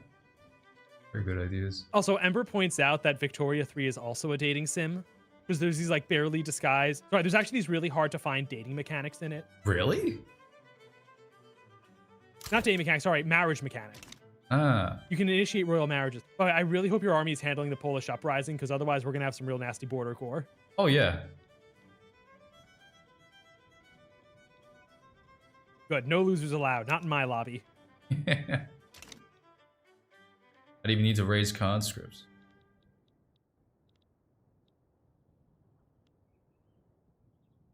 So the reason why Revolution of 1848 is supposed to be a challenge for the Austria player is that remember how you demanded the April laws from me? Mm-hmm. So usually the Austria player doesn't want that. So he's dealing with these rebellions, and not only is Hungary not helping him, but Hungary's army is attacking the player. Mm-hmm. So for us, this is just a total cakewalk. Yeah, but normally it would be aggressive. I should tell some people to advance.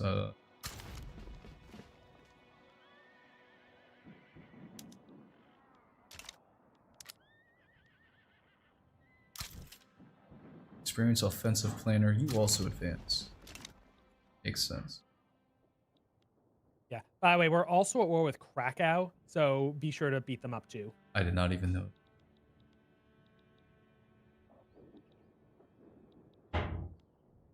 Oh, actually, no, you're not at war with Krakow. Oh, Only yeah, I am. Krakow. Okay, I'm gonna mobilize like 100,000 soldiers to deal with this one little. For their border one breach. battalion. I'm too lazy to split the army.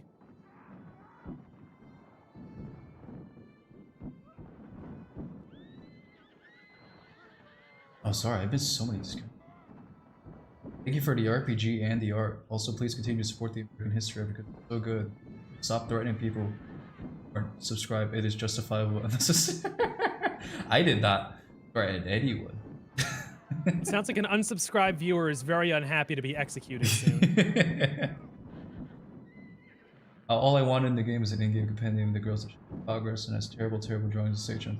I do have a contacts list that shows your progress of relations with each girl, but it is a new idea to have purposefully terrible drawings. We'll see. Mr. Law's like crayon doodles of the girl. Okay, here's what I want. Ready? Like Mr. Law is like drugged or roofied or something, and the art style just completely degrades. That could be part of one of the mid-game crisis, like at least the intro, yeah. All the girls become 3D. That would be You scary. hire like actual models and stuff to like model as the girls, and they temporarily replace the 2D portraits. It's like, oh my god, it was horrible. I did like, as a placeholder for like one of the sprites of just like one of the town NPCs, I had like just an image of like a real life person. I just cut it in and it was just a PNG in the game. And it genuinely like jump scared me like a little, like it startled me when it popped up in the game, even though I knew he was in. And after that, I was like, I mean, if I ever do this again, it'll be for a purposeful effect because I'm not doing that to myself even to play test. I was so taken aback. Nice. Even though I did it. It was like just this a bald guy that like shakes you down for like the debt payments, but I just took that away and just send it in a envelope letter instead. Simplified it. Maybe one day I'll bring back some debt collector NPC, but for now it's alright. I want when the player opens the envelope, like a fully extended arm just holds a pistol to his face. That is funny. I'm stealing that right now. That's a great idea. Just like that one. Have you seen JoJo's Bizarre Adventure?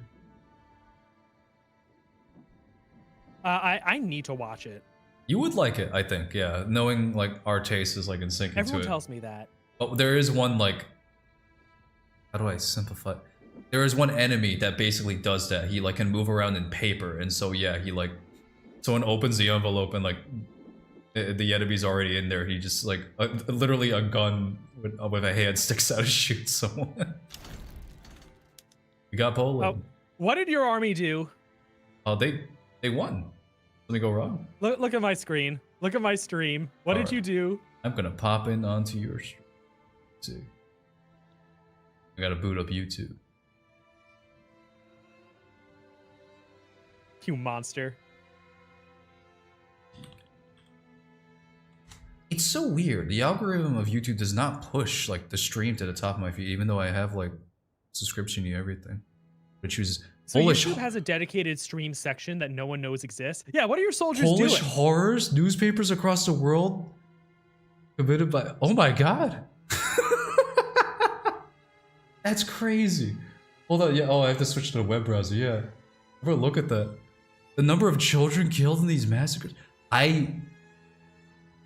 Whatever they did. What did you do? Whatever they did, I was not notified about. You, hero. You. I was not notified about any of this stuff. No one asked me if I thought it was a fun idea to kill children.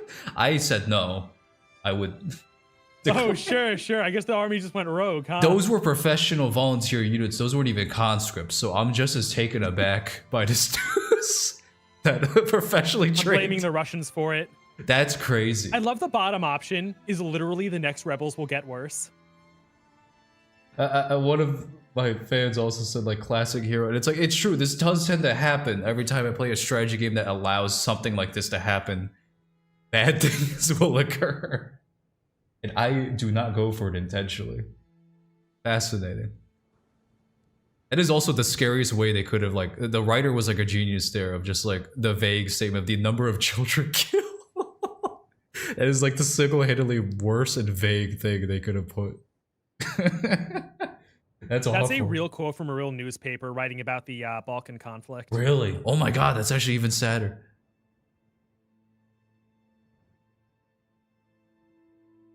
That's crazy. The fact that you got the notification because I was a subject that got involved. Yeah, because I'm the one that won the war. We didn't even commit the atrocities and we're getting blamed for it.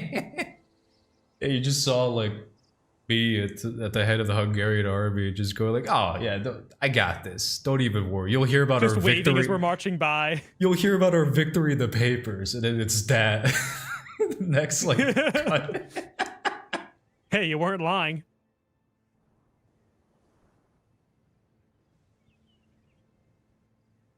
Okay, I'm trying to pass. By the way, I hope you're taking advantage of the revolution to pass laws because it's way easier to pass laws during the revolution. Like, you should try. You know, here, I'm going to help you out.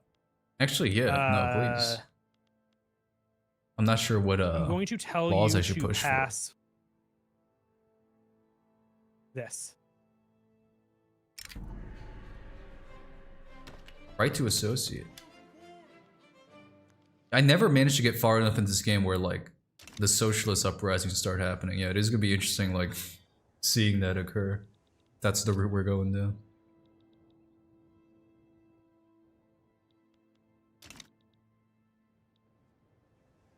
Okay, so my revolution just ended. It probably also just ended for you. Let's see. So, yeah, no more red fists around.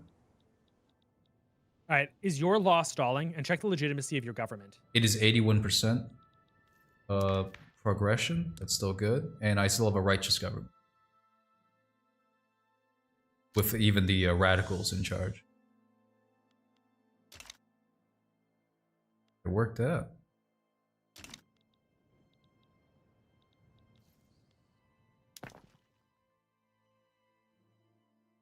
Also, dang, not that I haven't been enjoyed the stream at all, but I'm like impressed. We made it to like almost 3-hour count of streaming. Oh wow. Okay, let's take a pause for a bit. How much longer do you want to go for? I could go for, I'd say maybe like 10 more minutes just to like wrap things up. I'd say. That we can like Yeah. So save in that this case, and play instead of again doing a later. pause. Exactly. So in that case, instead of a pause, let's just like wrap this all up, like you just said. Sure. It was a Württemberg uprising against Prussia. You want to bully the Prussians again? Sure, let's do. Why not? How small is their country? Oh, Palmyra is already separated from them. Yeah, we got that from them in the last war. Glycerin. Prussia is like ridiculously weak, by the way. Their economy is awful because like they were just left with their worst provinces. Their GDP is 2.79 million. They What's, have a ours quarter of for the GDP reference? of tiny Belgium. Oh my god. Ours is okay. So it has to be you and me combined. Just Austria, I have a 23.3 million GDP. We'd have to add yours to that count. Let me see where I can find my GDP. Just it's in the top left corner. Oh, 78.9k. There's no way that's your Oh wait, GDP. no. 12.2 million. I think that's what it is. Domestically owed GDP. Yeah, that sounds right.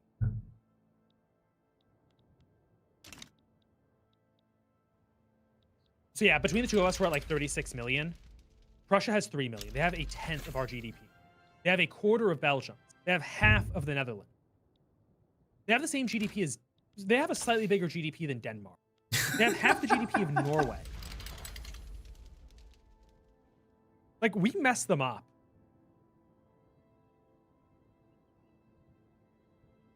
A bullet ghost says, tenant farmers are somewhat bad, but also education and health are somewhat important. However, if the SOL, standard of living, rises too fast, then your pop growth stalls later.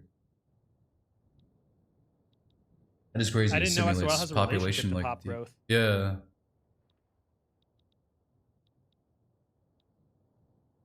Yeah, no, I would even off a stream so we can like relax even more. I would love to play more games with you as well. Yeah, absolutely. Especially as we get the other streamer circle going before we even start streaming with them. Yeah, we could just play around together. Plenty of games to try out outside of even strategy. I should try to be more active in your server. Just interact more. Fun as well. For the record, I just passed free trade by the very skin of my teeth. That was like such a close run thing. How many setbacks? I nearly did you... destroyed my nation to pass it. Riots in the street. Yeah, basically.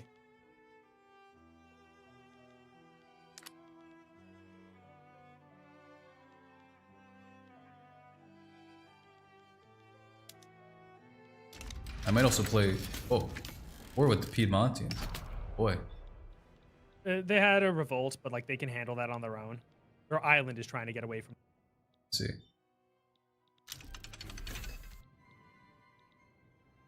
I feel like I have a better grasp on Warrior 3 now, thanks to you, and I think I'll probably play some more single player as well. I wonder what nation I'll go with.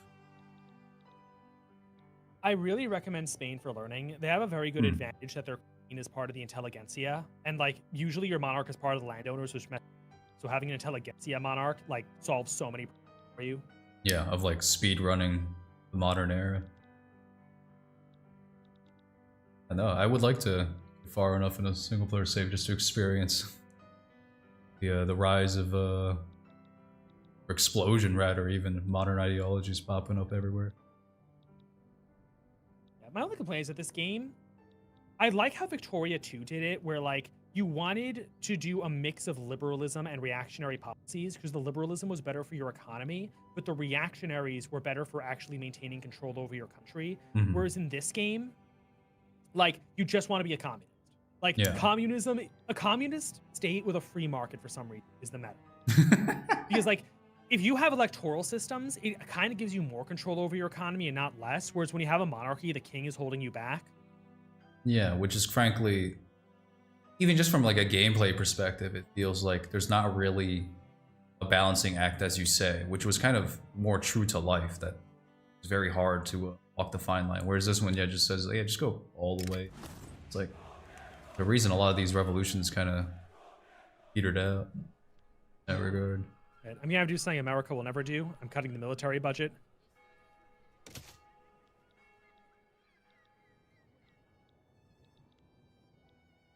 Why can't I just ban my line? You're not going to send your 127 battalions to Sardinia, it sounds like.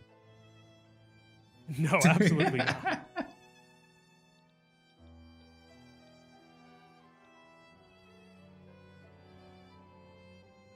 Why can't I disband units? The Reddit has those who played till puzzled. 1900, so it's amazing to see that it's actually simulated. The birth rate stuff? Yeah, no, that is actually fascinating. I think I have a bug. Oh, really? Oh, I have skirmish industry quite. Okay, that's interesting. Okay, it's not a bug, it's just the game being weird. Mm-hmm. Okay, disbanding huge numbers of soldiers is really solving our budgetary problems.